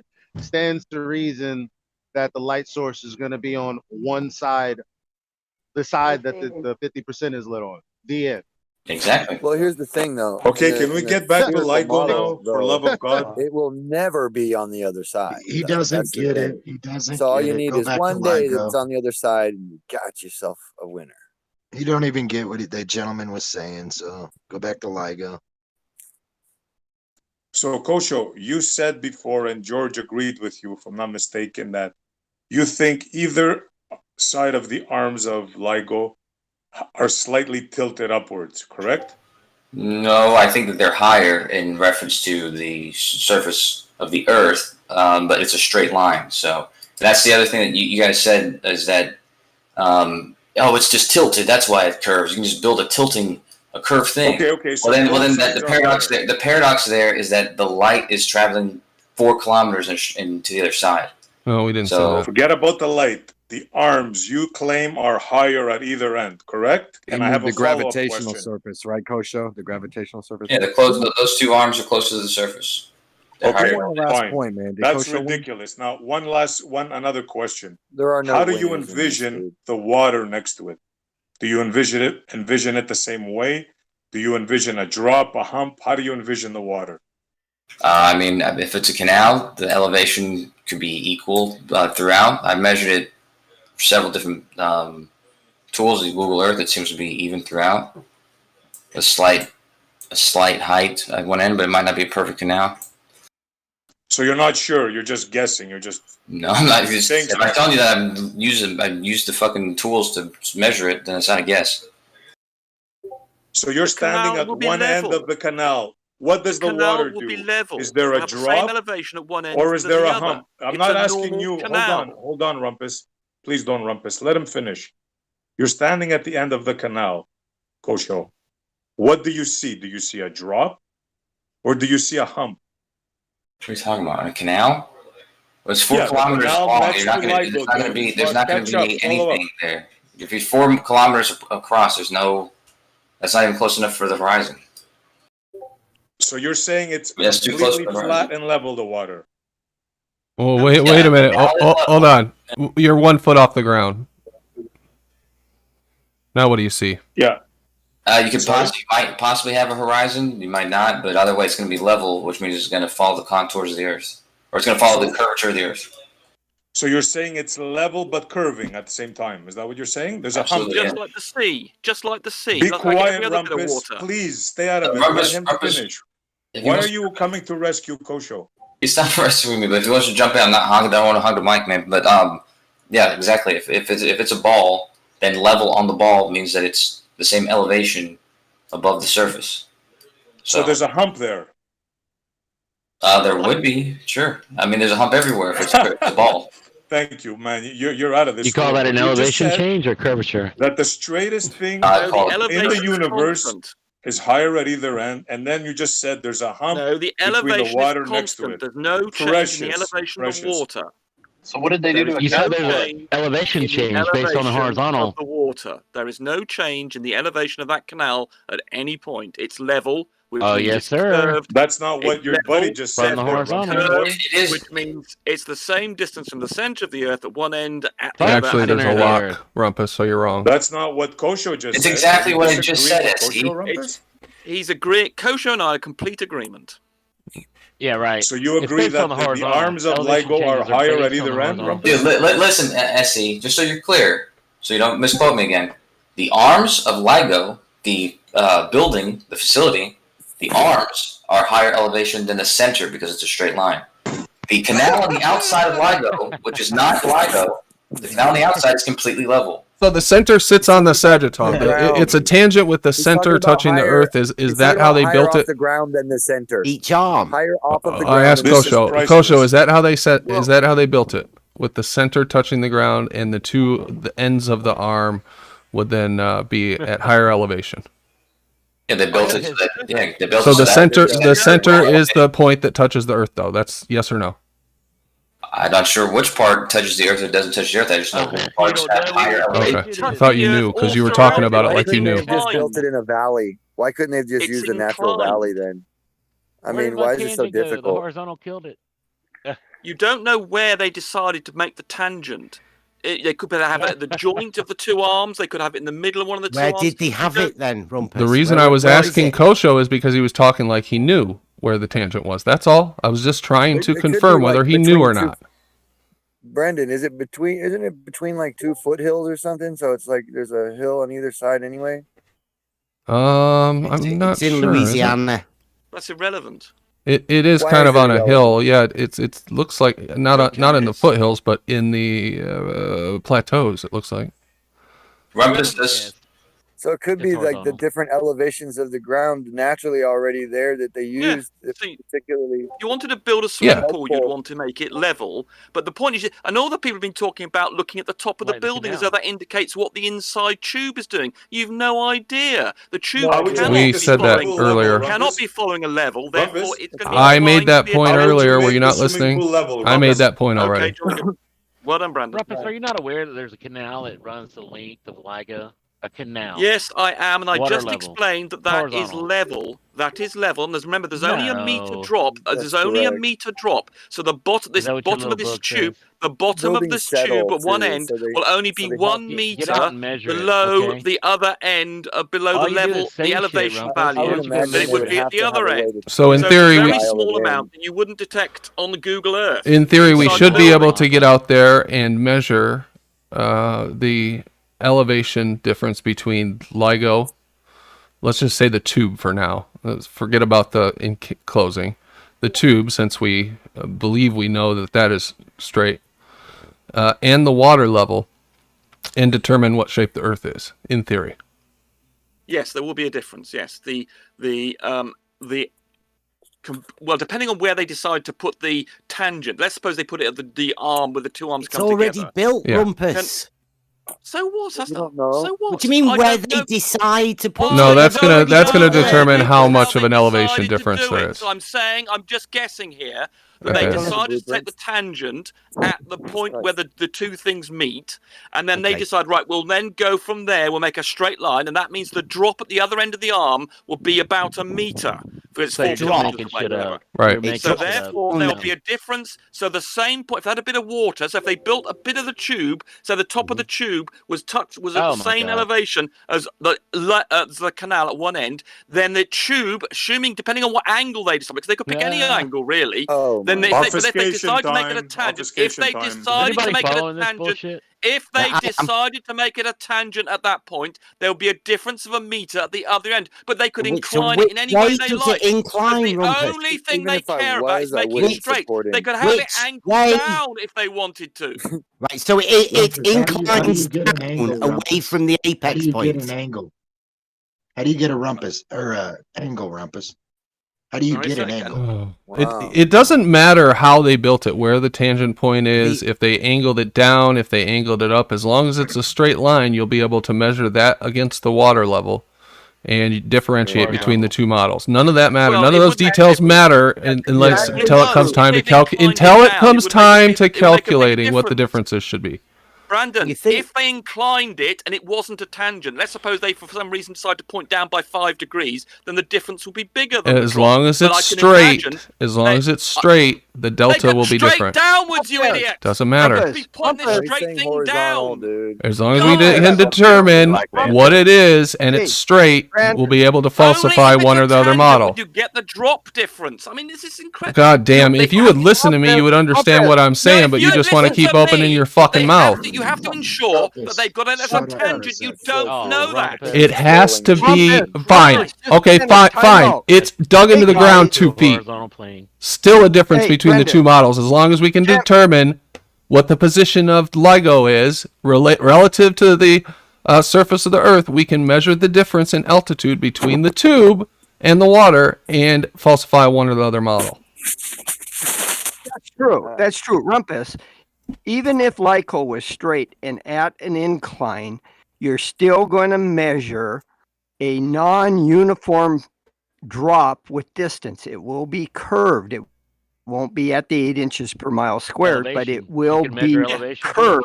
And you will be able to determine if you're on a curved earth or a flat. Yes, my point was you couldn't elevation guarantee it's going to be 8 inches per mile squared. Jesus. Rumpus, quit being rude. Let me finish. You're the making a stupid point. Of course I recognise I'm that. not. The point No, I'm is not. that it won't be the 8 inches per mile squared if it's not inclined to the tangent. You're wrong. My You're God. right. If the LIGO 2 was at an incline, and if you're on a flat Earth, you will measure a uniform in. No one's disputing that, George. I'm not claiming otherwise. Jesus Christ. I see a divorce coming. Complicating things. In the ranks. Actually, you was. No, I wasn't. But I was Brandon saying you is can't also use correct. the 8 inches per mile squared. No. You don't need Unless to do they, the 8 inches if you per try mile listening to what I squared. said, Paul is arguing about the if model. you try We're doing listening it to what I orthographic said, because if it's inclined symmetrical. not at a tangent for some reason or another, then although it will still have a curve, it won't be the 8 inches per mile squared compared to the water. It won't curve. Yes, that's true. I stated Right, that. so I you said made it a will be stupid different. point then, didn't you? I said it would be different than the 8 inches per mile squared, but it will will be So why curved. did you And if make a you were point? on You're just agreeing with what I said now. You're just agreeing with what I Oh, said. God, You're stop. just agreeing with what I Bitch said fight, now. bitch Rumpus. fight. Jesus Christ. Chill the fuck out, God Rumpus. damn. Brandon, No doubt. if you want to Reel him in. if you want to motherfucker online, change dude. subject, the Globebusters video I just put in the general at the 45-minute mark, they start talking about the star trails, the southern star trails in particular, and they show, Cami shows these pictures of 3 rotational points. You can see all 3. So I just Okay. thought you might want to bring it up What's on the screen. sure? It's What's the about 45 timestamp? minutes. Lathered up for this. 45 minutes. 45. You said. It's two little triangle magnets, and she's talking about the 2 pillars, Joaquin and Boaz, and the Holy Spirit in the middle, which is the magnetic God, Paige. We had a thing in the Glover middle. say you could measure drop. and one thing you couldn't. Interesting. I wanted talking to. about LIGO, not Star Why- Trail. why would you Why want are to you change always wanted No, to you're address that. arguing with your boyfriend about LIGO. Hey guys, I wanted. Yeah, go ahead. Sorry, Graham. He interrupted me to agree with me for some strange reason. Well, I wanted to address. Oh wow. Okay, I think it is me that is causing that. Although I don't know how. I wanted to address the Star Trails thing. Okay. Wow, that was weird. Let me figure out what the hell's going on here. Something is sucking the life out of my processing power here. Let me try to close something up. Oh, there it is. I got it. I got it. Get out of here. Okay, hopefully that'll work. There we go. This is my fault for having so many things open. Sorry about that. JQ, I can't read your super chat anymore. But thank you very much for the $5. I'll have to catch up with you later and see what that said. We're gonna make these wide circles around them, and the people higher up in the seats are gonna be making smaller circles as they're spinning around. And the people, there's gonna be a point on the ceiling of the stadium, directly in the middle, or directly above the wherever the person's spinning at. There'll be one apex point where things will seem to be rotating around that object, and there may even be a person or object there which will seem stationary compared to everything else. So it's not bizarre that you would see Polaris staying in the same position year after year. Where you've got the picture up there, Brandon, that's them showing you how they wrap it around the ball. So that those 2 balls, yeah, that's them showing you how they then put these star trails and wrap them around a ball.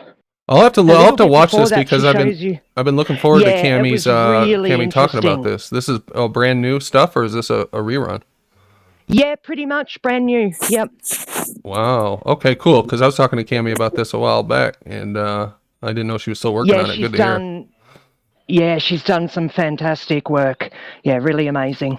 The pictures of the 3 rotational points is just before that, about 45 and a half. There. One of them has 3. That one, second row, second on the left. Hold on, it's going to get back there in a second. It moved forward. Should be just a minute. I Okay. think it was the second row down. Oh my gosh, what just Second happened? picture. I think... So George, you said you could measure elevation. Wow. Everything on my desktop just disappeared and then reappeared. What's Sorry the name about of that video? That's not good. Yeah, there it is. Second one, I'd go ahead and second restart. row down, second picture on the left. Make There's sure my 3. VPN's on. Brandon, what was the name of that video? It's the Globebusters, the from the latest Globebusters 17th. one. What is the next move? I'll put the Where's link the in next the chat again. Yeah. This is the one I think they were talking about the model at the beginning of the show, how much closer we are to actually having a full model for everything. I'll have to check that out. Pretty That would be amazing, nice. aren't they? What are you guys going to do if we can explain everything on a model? Well, you guys get a pat on the back because you guys have caught up to where we are.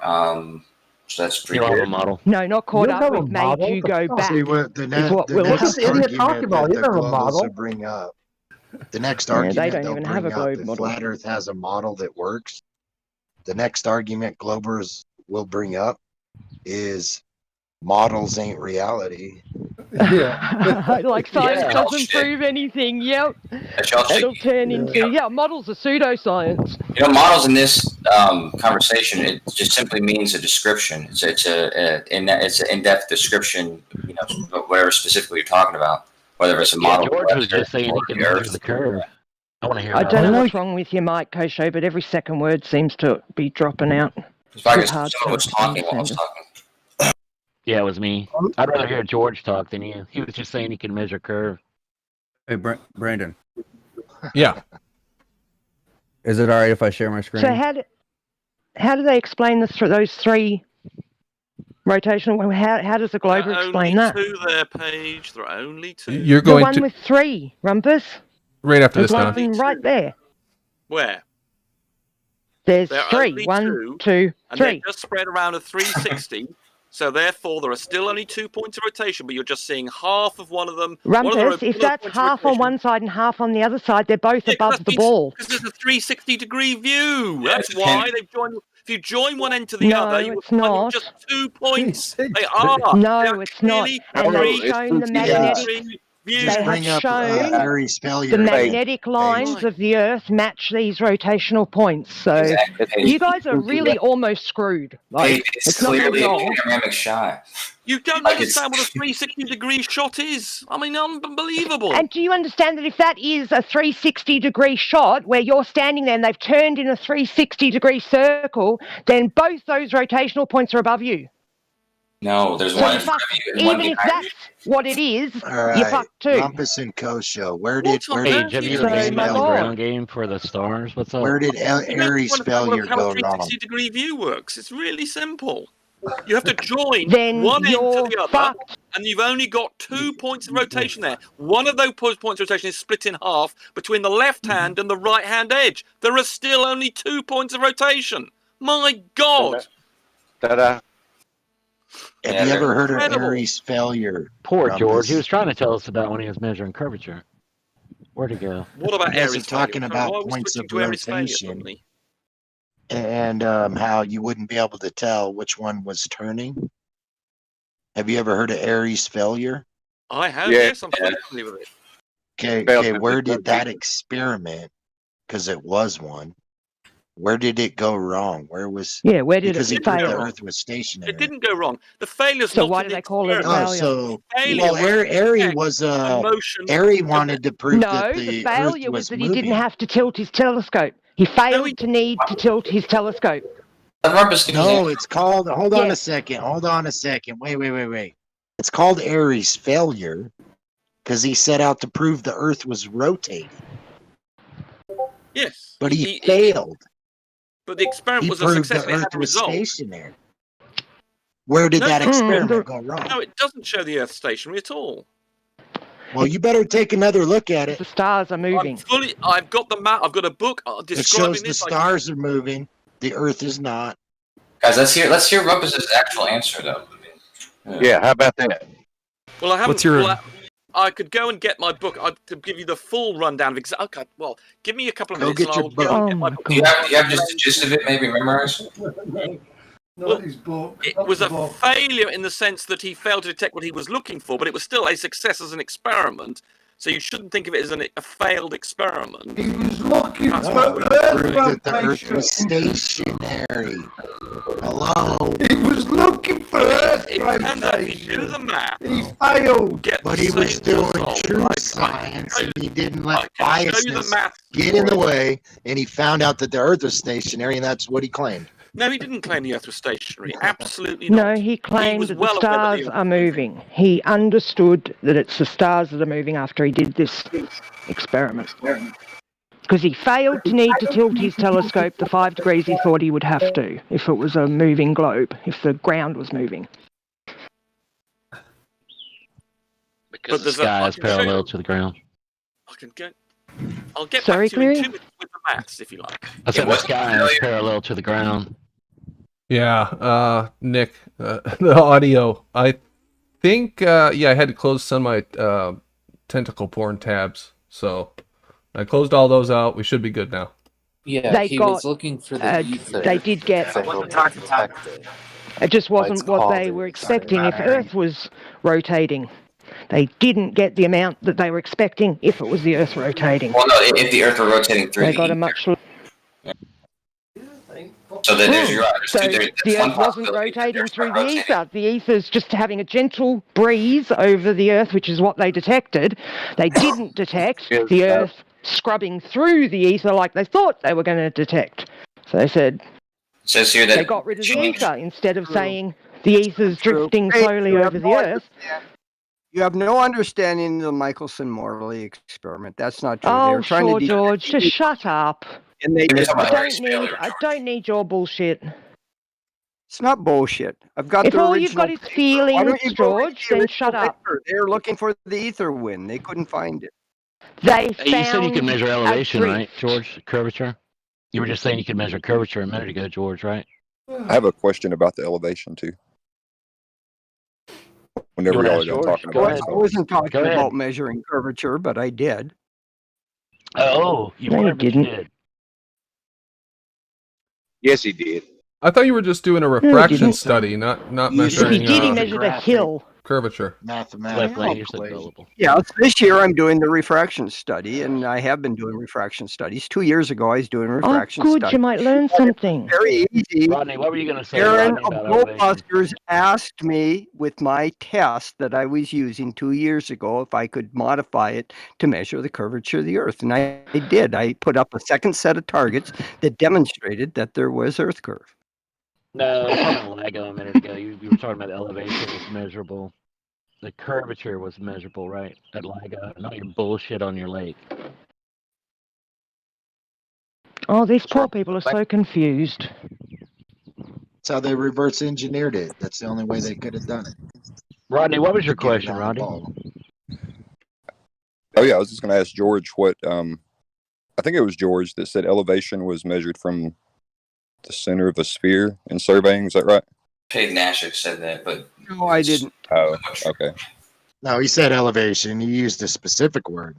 I'm saying paid NASA is the one who said it. Yeah. Oh, okay. I was just going to ask them, what their evidence for that was and how it would work. And it tells you. Well, they use, versus like if you're using GPS to measure the elevation, they reference the geoid, which they put the geoid where the center of gravity, where the satellites orbit around. They put that at the origin of the sphere. So when they're measuring the elevation, they use that radial distance. So, and one way or another. That's such bullshit, Kesha. And that's how it works. Get this shit. That's how it works. A radial distance, really. Yeah, that's the third coordinate. Radial from where? That's the third coordinate in spherical coordinates. That's right. Radial from where? From the center, the point I just said, the origin point. From the center of the Earth. More musings by intoxicated cab drivers next. Journey to the center It's a of the vertical, Kosho, and it's just from the ground. Well, no, There's no need. It doesn't measure it that way, though. It doesn't. Kosho, there's no need to say that this vertical line goes further than you even have dug into the Earth, and then say not only is it going down further than that, but it's now turned into a radial. Mm-hmm. I'm not telling you my assumptions. Call our Paige. horizontals tilt. I'm not That telling is you my your assumption. assumption, Kosho. I'm apparently cluing you in on how these things are actually. This is how they work. This is what. We know what you think. We know know how you think they work. We know what you It just Googled, doesn't. A Kosho. vertical is a vertical, Kosho. You can't change it to a radial because you have a ball belief. You just can't. Well, they do, though. I mean, they get the rod. Yeah, I know they do. That's why we're here they get the fighting raw- against it and saying this is nonsense. You I'm can't not, Paige. do I'm this. almost there, Paige. I know you're angry, but you get the raw coordinates and XYZ Cartesian coordinates. Oh, dude, all you've ever done is research shit on Google. You have no practical experience whatsoever. You're here every day, Kosho, talking for hours on a end. week and a half, but Yeah, let him finish. And have I? How was your vacation, Kosho? How was your leave? on no vacation really. But yeah, and I bet right, you'll right, be so- here tomorrow and yeah, the day after they and the get day it in after. XYZ coordinates because that's the coordinates that they They come in from the GPS. That's how you Yeah. that's how they're given. XYZ. So and then it Cartesian transforms coordinates. that into spherical coordinates, which has two Transform. angles Calculates. and a radial distance. And Paige, the reason why So this is not what news you to you is actually because you measure, talk during Kosho. people giving you explanations. So what kind of So coordinates not did you what say it you was? actually measure. You Sorry, Paige. transform what you let measure. Rodney go. Rodney's a surveyor. Let Okay. Rodney have a go. So He what just kind of? gave himself away, Bev. We transform it. Okay, well, I want to go back to the elevation because you said the elevation is based at the center of a sphere. Well, I said that was one way in which you can collect the elevation, like in that GPS way. Yeah, they do specifically reference a radial distance, which will reference that the center of the geoid. So, but yeah, there's all different ways to measure elevation. And is that the radial distance the same as like the R value for the globe? Is that the one you're talking about? No, in spherical coordinates, there's 3 spherical coordinates. There's 2 angles, one that rotates around the axis and one that rotates from pole to pole. And then there's the third coordinate is the radial distance, meaning the length of that line, where on the sphere it is. And so they measure that point and they reference it to where the surface of the geoid is. They measure which point exactly? The third coordinate, like for measure the points on a sphere, you take 2 radial angles, or 2 angles, and then you get 1 radial distance. No. They transform the XYZ into spherical coordinates. The spherical coordinates are the 2 angles and the 1 radial distance. And what are those spherical coordinates? Could you give me an example of? Sure. Let's say you're talking about the North Pole. Okay, in the North Pole, and then there you put a sphere in an XYZ coordinate system where the center of the sphere is at the 0 point, and you're measuring the North Pole. The North Pole's XYZ position would be X and Y are both 0 because it's right above the center point, but the Z would be the length of the sphere, the radius of the sphere. And if you transform those to spherical coordinates, that will transform into the 90 degrees of the pole-to-pole angle, and then I think some other the other angle is arbitrary because it's pointed straight up, so just call it 90 as well. And then that's your Z, right? No. The X, Y, Z are transforming to these coordinates, so they're not called X, Y, and Z anymore. They're called there are 2 angles and then the R. But they are the X, the transformation of the X, Y, and the Z, aren't they? The coordinates, I just want to correct them on that. The coordinates are northing, easting for X and Y, and elevation for Z. Well, no, they're not. They're not X, Y, and Z. Like I said, when talking about the GPS, the X, Y, Z could be like when you took any point on a sphere, you could have any X, Y, and Z, and they're not going to look intuitive. So have you ever done this? You're just making it up. No, I'm just telling you I'm just telling you how it's displayed on the on the instrument. It's northing, easting, and elevation. Well, yeah, that's after it's already been transformed. I'm talking about whenever it comes in from the GPS, the XYZ coordinates. The Z is not talking about elevation in the raw data. Well, I mean, sometimes I'm getting data from something that may have been set 100 years ago, a benchmark. So, right, that's what I'm saying. That's not raw GPS data. That's surveying data. And that's what the GPS data is based on, though, is surveying data.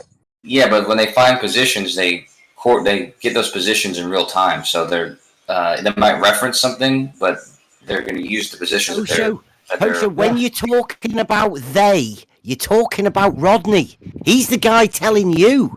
No, don't tell him. I'm talking about the satellites. I'm talking about the satellites. When they get your position, they're finding your real position in space. Satellites. Rodney, tell them about satellites. Oh, I have some. No. Don't divert. No, I'm not going to divert. It's actually tied in. I have some flat Earth coordinates that pinpoint a satellite on Earth. On Earth. On the ground. Nice. Well, not on the ground. It's at the top of a Saturn V5 rocket outside the Space and Rocket Center. But in my system, it's a satellite. Okay. What's the purpose of that? Wow. That's actually the main satellite in quotation marks that any surveyor so within they're 100 just miles telling you it's a satellite. Okay, and is it work in conjunction with like GPS and stuff? Yep. Yeah, I connect my GPS to Oh, please tell me you knew this, Kosho. I'm trying to learn about what this guy's saying. I mean, I don't know if he's talking about a GPS satellite or one of his satellites that he works specifically with. It's what you're calling a Multiple ones. satellite, but it's actually on Earth. So you're talking about the actual base station then? Satellite locations. They call them Triangulation. satellites. They're on top of buildings and towers. Well, no, they don't call satellites things that are on Yes, they do. Yeah, they do. They absolutely do. Every surveyor you'll ever meet on the street using a GPS system will tell you there are local satellites on top of their local building and on this building Rodney. and on this tall tower.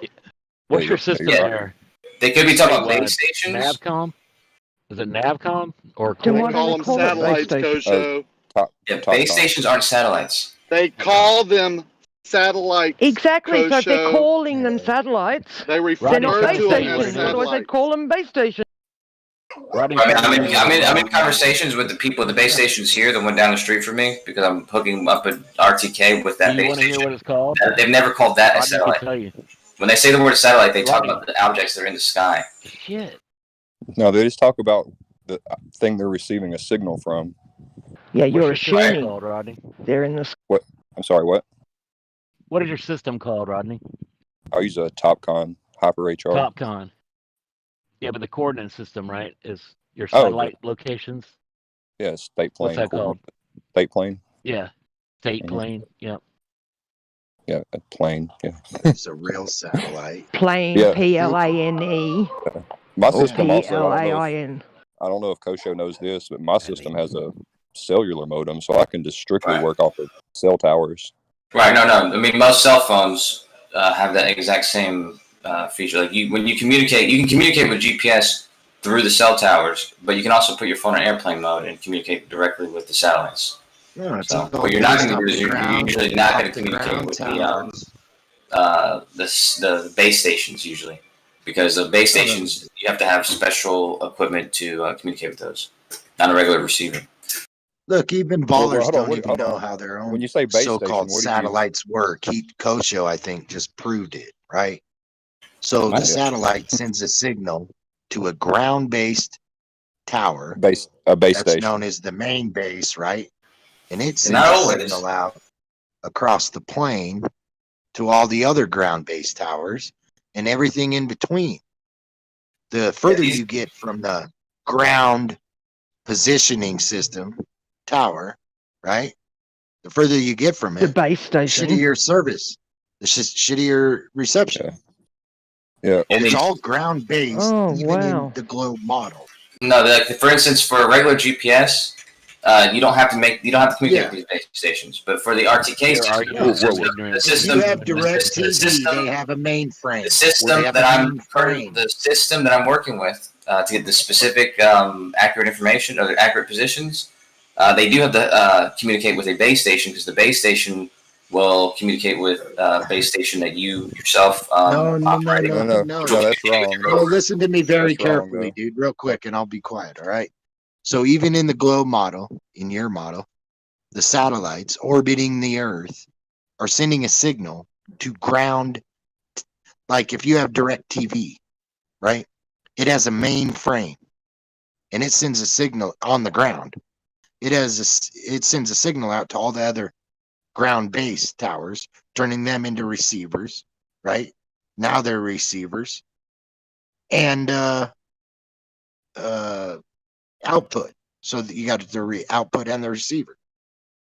And the further you get from these towers, the worse your reception on your phone, your internet, whatever. Even if it's DSL underground, the longer the cable, if you live on a mountain, it slows down. It's not as quick as if you was next door neighbors to the mainframe.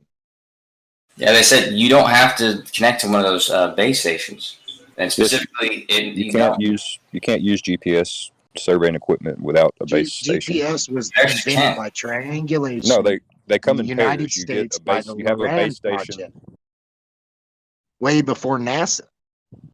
They What comes triangulated in pairs, Rodney? all of the United States ground positioning system. It wasn't until NASA that they turned it into global. Yeah, it's CORS, the continuously operating reference system. It's all ground based. It's all based on. So they could send. The first undersea Could cables they- for hang on, communication was James. laid in 1853.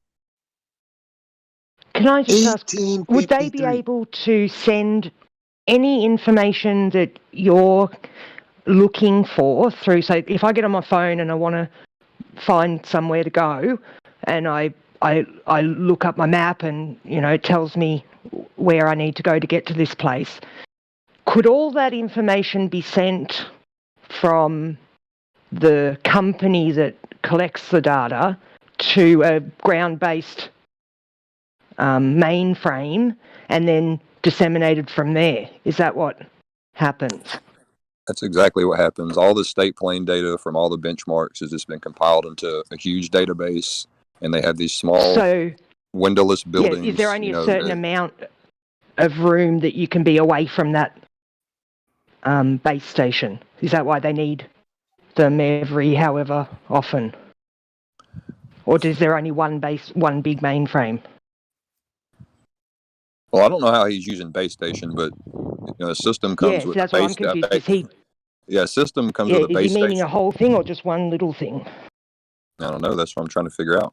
Sorry. The CORS is it's a massive system. I'll pull an image up in a minute. Well, no, it's just a basic, like my system, the TopCon system. I have a base and I have a receiver. The receiver is what I carry around with me. It's on, on the pole, on the GPS pole. So the base connects to the satellites, in quotation marks, gets that data, sends it to the receiver, on my pole. This is exactly what I was saying about the base station and the rover. So, but the only difference is the base station isn't referencing isn't getting its position from the satellites. It has the reason why it's a base station is it has a already known position, and then the rover is getting its information from the rover is getting its information from the satellites, and then it's referencing that with the base station, and that gives you your accurate position. So the base station already has a known position saved in it. That's what I said. Okay, so when I go to just say to localize a new job, that's first step that you have to do, and dig a hole, and I set my big metal pole to put the base on, and I set the base up there and I turn it on. It just knows where it's at automatically. No. There's a base station. There's a base station that it will be communicating with an actual position. Like there's positions all over the Earth that are well-known positions, and they've already been. It communicates with satellites. Yeah. Well, so here's what they do. They communicate with the same GPS, same 3 satellites or 4 satellites that you've calculated your rover position. It calculates its position. Like 16. Hold on. I know how many there are, but it only needs that many. But it can get as many as it require. Regardless, it checks its position with those satellites, that known position, and then it knows the corrections that need to be made based on the actual position and the difference between that and whatever the difference is between that position and the measured position is for the base station, and then gives that correction to the rover, which takes the position that the rover's given for those same satellites, and then shifts the position into the same correction that the base station was given. Where did you learn this, Kosho? Okay, and the satellite research on these satellites. I'm using RTK. Yeah, and the satellites are ground based. No. Yeah, the satellite in the sense of the word is remote. It's a remote transmitting location. The sense in which I'm using them is not remote. I'm using. No, I mean in reality. I know how you're using it. I'm just saying in reality that's fine. I mean the way that they work though is based on the distance from them and their positions in space in comparison to the other satellites and the person there who's getting the signal. So these distances, they're not Earth distances. They're like 22,000 miles in an upward direction. So I mean, like I said, I've got coordinates. You can convert them over to latitude and longitude, and get your information and plug that into Google Maps, and it'll take you right to it. Yeah, exactly. The positions that they're measuring. In the beginning, Kosho, that they're on Earth. He's actually got coordinates. Yeah, for coordinates a for satellite who bring him. positions of the satellites. Yeah, and it brings him to a place on Earth. Okay, well, let's see them. I mean, if you're saying that those are the horizontal positioning, why would you need? Why would you need to have satellites if you could have it on the ground? It'd be so much cheaper. You can't have it on the ground. That's the problem. Hey, this is not something that can exist on the ground. The triangulate position all the other on the base stations ground. are on the ground. No, they're not. That's a load of nonsense, Kosho. You can't get positions over the ocean. There is is no the GPS in the ocean. 1,000 miles, whatever it was.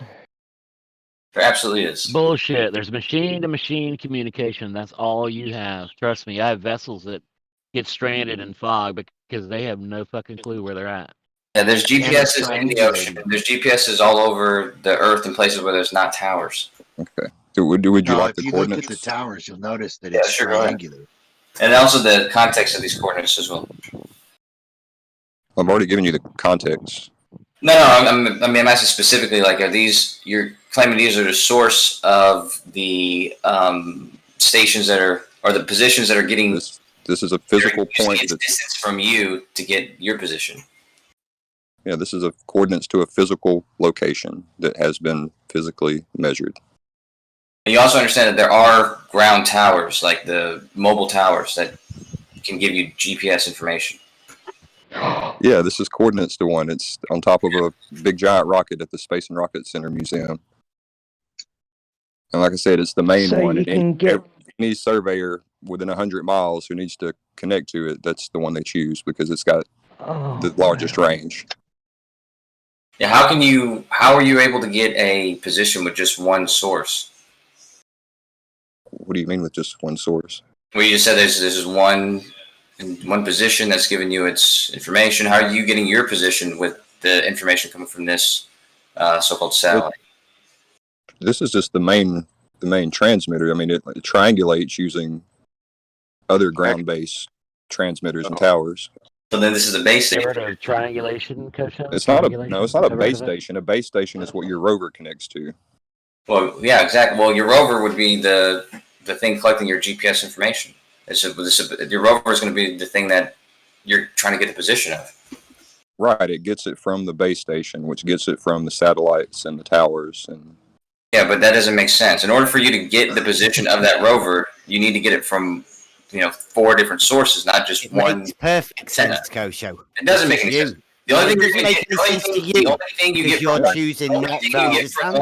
thing you get from one source is the distance from that source. You have no idea which direction that distance is in.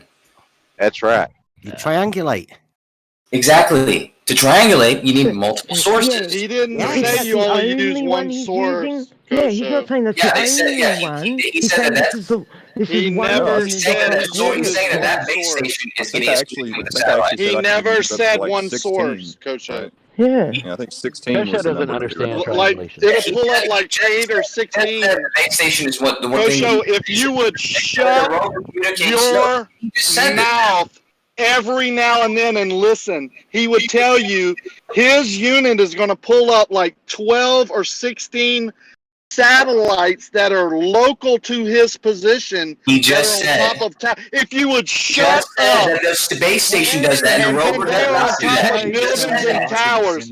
Yet you can't shut up long enough to hear that, and you keep repeating one source wouldn't do it. And he didn't do it because you can't shut up long enough to hear the truth. Could I hear a 15-second summary from both sides? Yeah, Mr. Rodney, I'm trying to get hold on. We need a clarification from Rodney. Rodney, did you not just say muted? Rodney, they need to say someone smarter in here. You're too stupid. And I'm a flat earther. Let me get clarification from Rodney. You should just go on mute for a minute, Kosho. Rodney, did you not just say stupid, Kosho? Rodney, did you not just state, Rodney, that the base station is what's communicating with the satellites? Kosho, The rover only communicates with the base station. That's what you just said to me. And they're all saying that's Kosho, not what you're wrong, Kosho. You're Rodney saying the explained same it thing, Kosho. perfectly. Be quiet for a second, man. This is recorded, Yes. so I mean, Master Yeah, that's how the base station. Wow. Exactly, guys. You guys hear what he's saying? Yeah, we do. Then And he okay. never said it was only that He one just said exactly what I said. satellite. He said.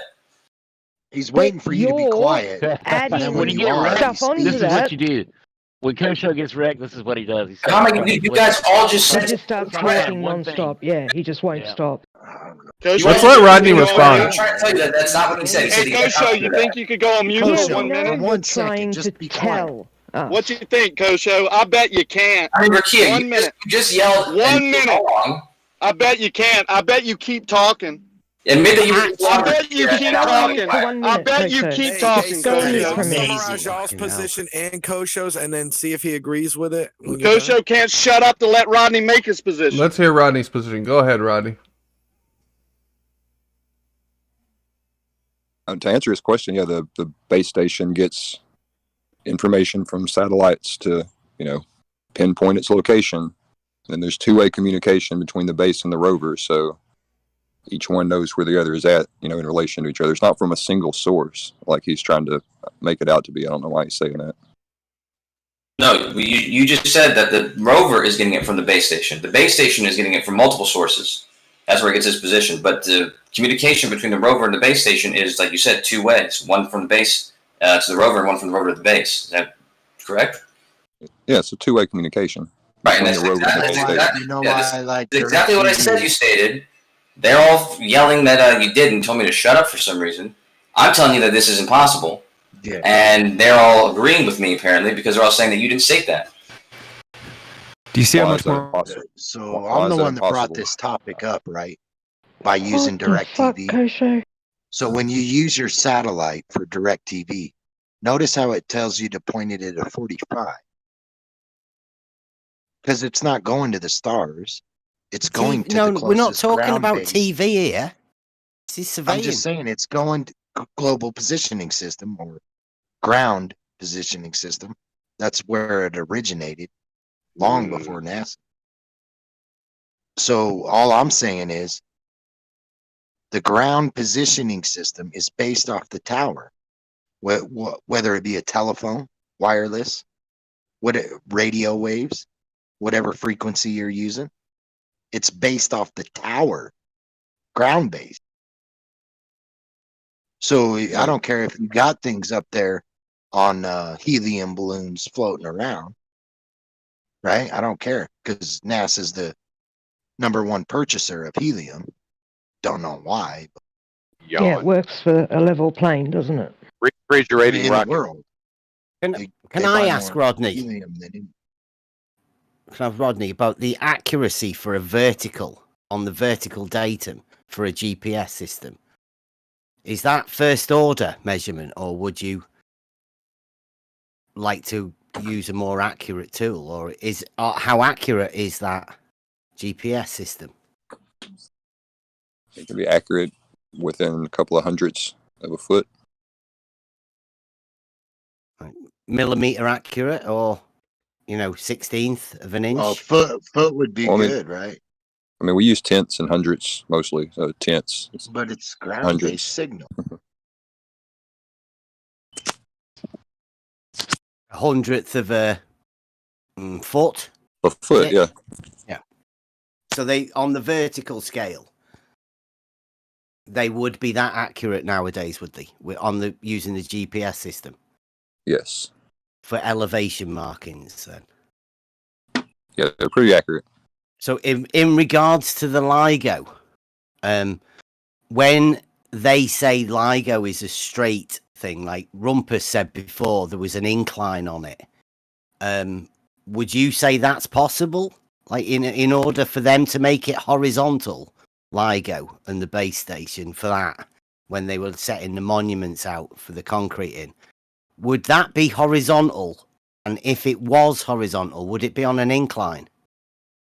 Well, it's got to be horizontal because it's all based on state plane coordinates. So it's no choice. That's the only option is horizontal. That's what it's all built from. the water on the canal next to it as well. That would be horizontal. Is that what you're saying? Yeah. Yeah. Just to check, right? They're both parallel. We agree on horizontal as level. Yeah. But my main point was if the it's elevation. A curved surface, spherical, it's symmetrical, and there would be no local horizontal because the curve is symmetrical in all directions. Don't think of orthographic and then put a mathematical equation to it. Nobody's doing that. We're just saying it's a plane. What did that even mean? Yeah, well, my main point was the elevation, how they say it's based from the center of a sphere. Yeah, I was just asking what their proof for that was. It can't be though, right? That's what you're saying, that if elevation is horizontal and the water level is also horizontal, then there's no basis for that spherical shape that, like Kosho says. Right, there's not. That's why I just wanted to ask what their evidence for obfuscation, I being think, based is the on only that. evidence they have for that. I think he was trying to catch him on the center of the we earth. We know thing. that distance from the center of the earth is your elevation. No, you don't, effect. Rumpus. We do know that. You can measure this, and we can measure the radius. How of do you know that, Rumpus? That's what Rodney was just saying. How do you know that? It's okay you saying you know it, but how do you know it? Well, if you the simplest level, you can prove it to yourself. But who's something going on in the background? You can prove it yourself just by doing an Al-Biruni type experiment, which will demonstrate that there is a radius there. Obviously, we've got GPS. No, you can't, Rumpus. That's not an experiment. It's measuring an angle. Yes, an angle on a stick. Not angle on a stick. You're talking about Aristotles. Al-Biruni, no, he's not the stick. No, Al-Biruni is. He goes up, gets an elevation of a mountain, goes up there. That's the Well, I stick, guess you got right? The elevation, and then you measure an angle, right? Correct. Yeah, the dip Right, so angle, that's all you've got is an angle on the end of a stick. He measures the angular dip of the horizon. But it's just an angle. Horizontal. Yes, and from that, I mean, if you understood any basic geometry, I could show you now. Can't do fuck all with an angle, Rumpus. How I do that understand leads geometry. to the determination of the radius is very simple. Clearly, It's it's not. beyond you. But It's a anybody who can wizard do any trick, basic geometry can appreciate that if you measure the angle to the horizon below the horizontal, and you've got a decent height, you can determine the radius of the Earth. It's a very simple geometry. If you could rely on the horizon. There's no such thing. Yeah, that's the Geometry only tricky bit, requires is that the horizontal. horizon is obviously refracted, but the higher you go Can't up, measure a then distance the to that refraction is horizon, less. Rumpus. Geometry All you've got is an angle. That's all you need. You don't understand the geometry of the problem, do you, Bev? Because you're a moron. No, geometry. Well, let's hear what Ronnie has to requires say a tangent. about Al-Biruni. Hey guys. So is the elevation guys. in the globe model? Hold on, George. No, I have a question, George. Hold on. So when it comes to the surveying side of things, George is in the middle of saying something. George, you're interrupting. He's in the middle of expressing something. yeah. So on the surveying side of things, when you're talking about elevation on your model, is that measured from the center of a sphere, like the globe, or is it from the center of the WGS-84? Well, it's not from the center of the WGS-84. I mean, that's a stupid thing to say. When something like the GPS system measures elevation relative to the surface of the WGS-84, but conceptually, it's the distance from the center of the Earth. The WGS-84 is simply a value you subtract from the distance from the center of the Earth, so that we don't have to talk about being at 6,371 kilometers. We can just talk about being, just a few hundred feet or whatever. That's what it is. Right. So you don't have to actually measure it. Right. So my follow-up question then is, lost my train of thought. Hold on a second. Let my dog out. Brandon, I sent you a citation that debunks what this dumb fuck just said. So say that again, Rumpus. So he Okay. Right. All right. So Rumpus said they get it from the surface of the WGS-84. Yeah. Which is correct. And where does that come from? Where do they get that surface? Well, that's an ellipsoid that represents approximates to the geoid of the Earth. Right, the raw data. Where did they get the raw data for the surface of the WGS-84? Where does it come from? Well, it approximates. They try and match the WGS-84 to the mean sea level around the various places of the Earth, And so they end up with an ellipsoid because, of course, the Earth bulges. So they're just trying to match. No. The WGS is just simply a very highly tuned ellipsoid to match the mean sea level, which reflect, because the mean sea level generally, although not entirely, is effectively a geoid, because obviously it's affected by currents and mountains and different densities and things, but where the tides work. But fundamentally, the mean sea level is effectively the geoid on the Earth. And so what but it's still sort of random. It's too fractal-like in nature, so that they have agreed to say that we'll have this ellipsoid, this mathematical model. What the hell are you talking about? I know it's a bit of science. I know it's complicated for morons, but It's not complicated. You're just rambling incoherent. No, you just don't understand. They created the WGS 84 from survey data. That's the stupid, answer. I know, and ignorant. No, that's fine. So look, I was coming to the punchline. He asked me a question, and I was giving him the coming to the punchline. For people that don't know, Rumpus, and so then you get the James, you're WGS hot 84 to match the geoid where possible, but that's the WGS is intended basically to match as many mean sea level positions of the geoid, and then you end up with an ellipsoid of the shape that they've determined. Oh, that Somewhere along nonsense. here, It actually comes from the state plane coordinates, the raw data, the surveying data. I missed Give me that. a chance along here, Rumpus. Go Give me a ahead. chance Go ahead, along here. George, somewhere along the George, line to please, talk let Rodney say what he has got to say. I just George want to is say asking something. I'd for a like to chance. talk a little bit about the state plane coordinates along the line here, somewhere not too far away, that Rodney always likes to bring up.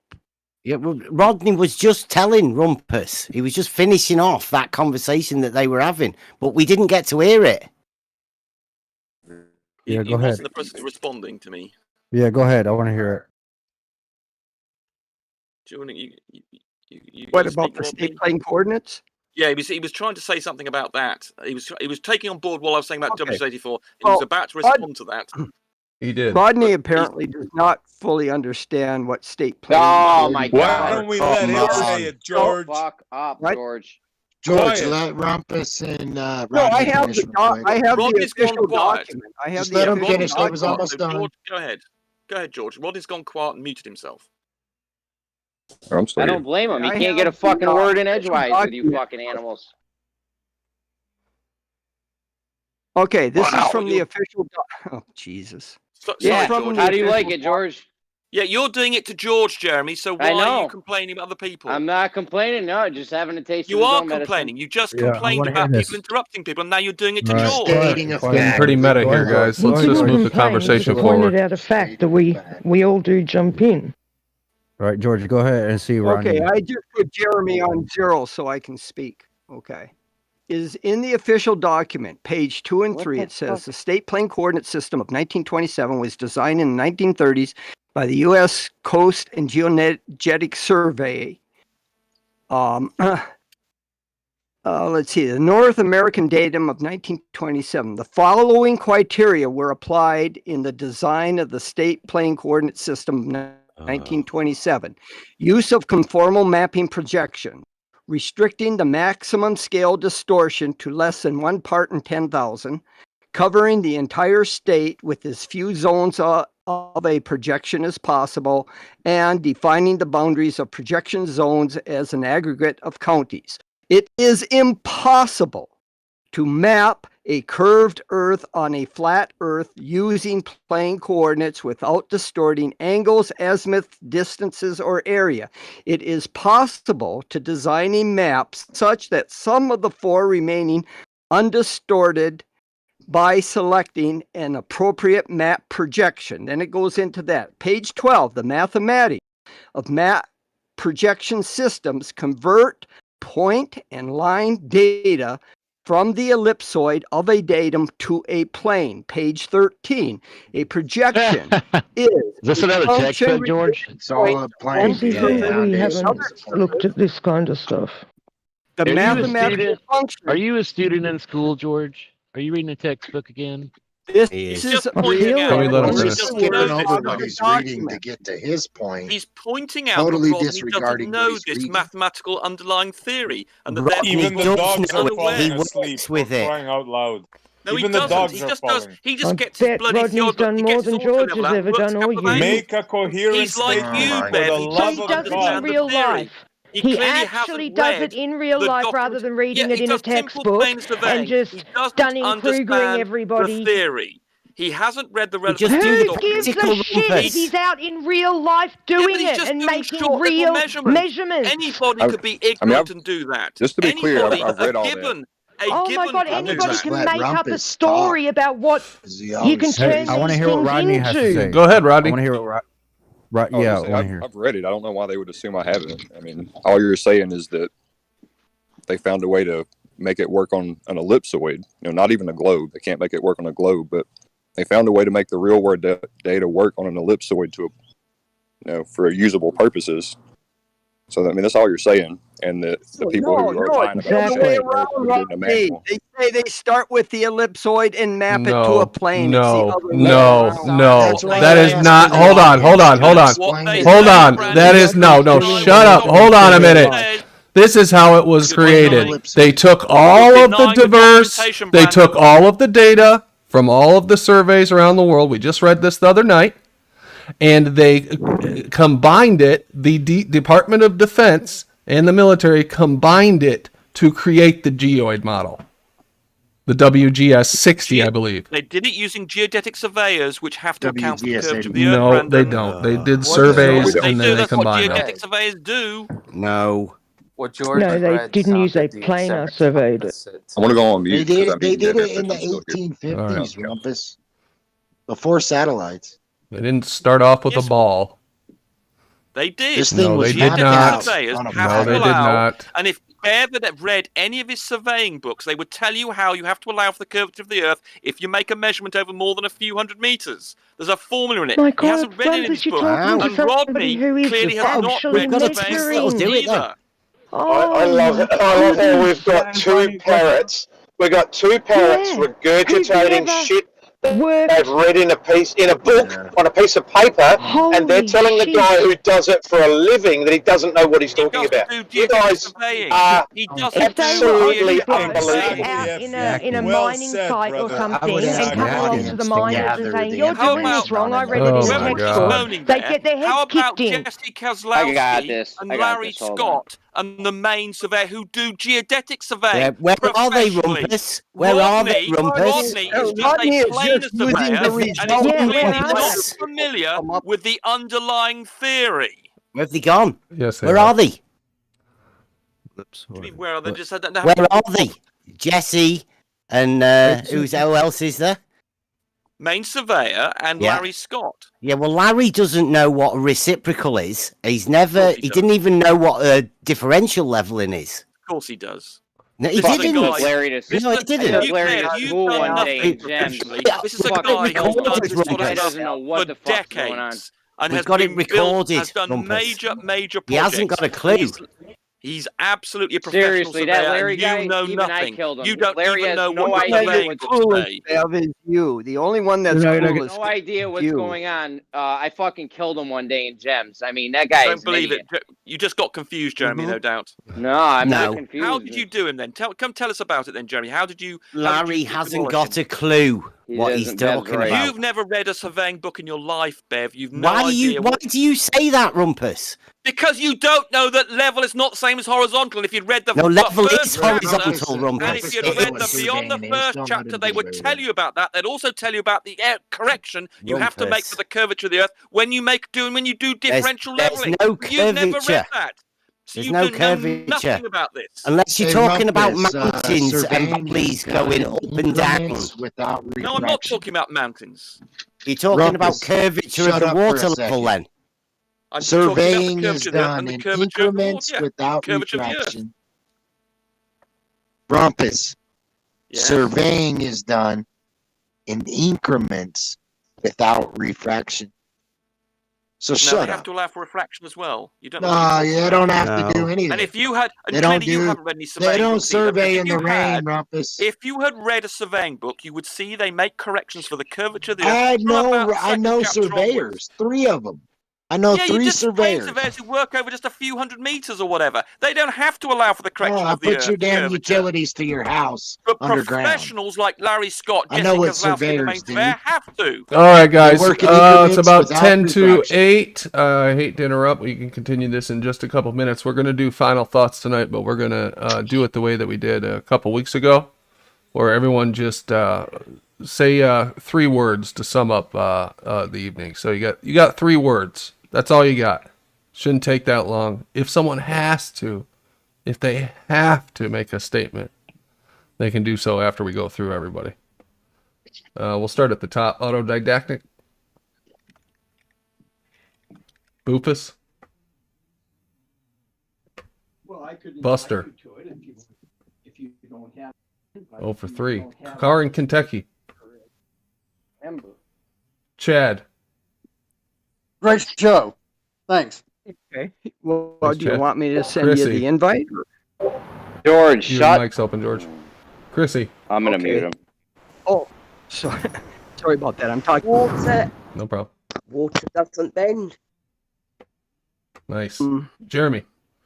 Let's see. What Earth I is need flat. to Yo, do shut the fuck up, is- George. oh, geez, we got to have a server in common for me to do that, and I know. George, your mic's still open.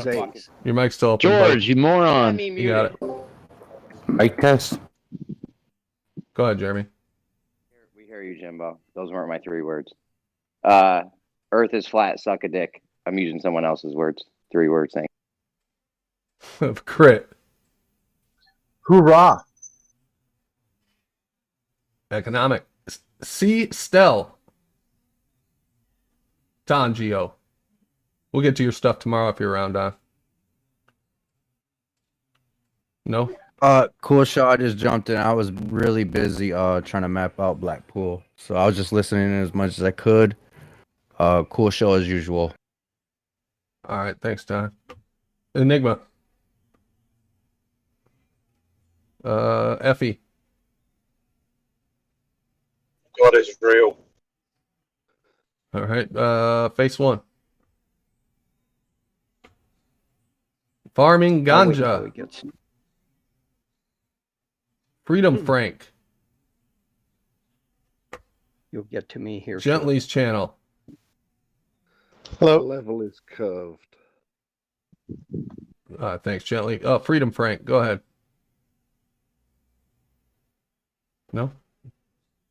I don't know what's going on. I just was saying hello because I heard my name. No, that's cool. Geo. Global virus flow. Quantum field theory. All right, Bep. Globe surveyors don't exist. 4, I know. Well, I'll put a hyphen in there. Thank you. James Richard. Science equals truth. All right, Jace. Fine. Never mind. What? Ooh, 3 times. Nice. Jimbo. The witch is water driven, and 0.707 and 1.414 are used for determining mathematical thingy. Okay, thanks, Jimbo. To the George, what's your 3 words?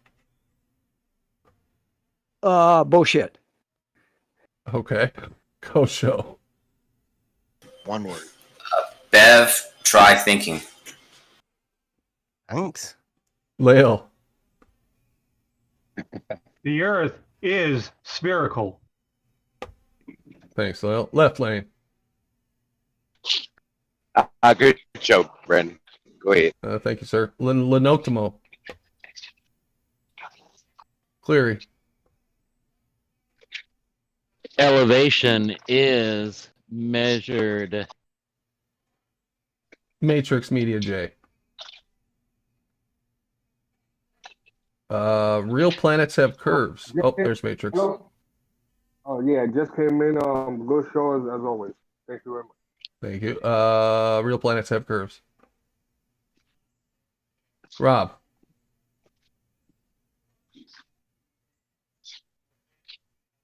You there? Oh, your mic open, but I didn't hear you. Nope. Thank you, Brandon. Well, thank you, sir. Rodney B. SE Montreal. LIGO destroys La La Land. Nice. Pressed on. Pancakes, money mouth. I like it. Bob Dole.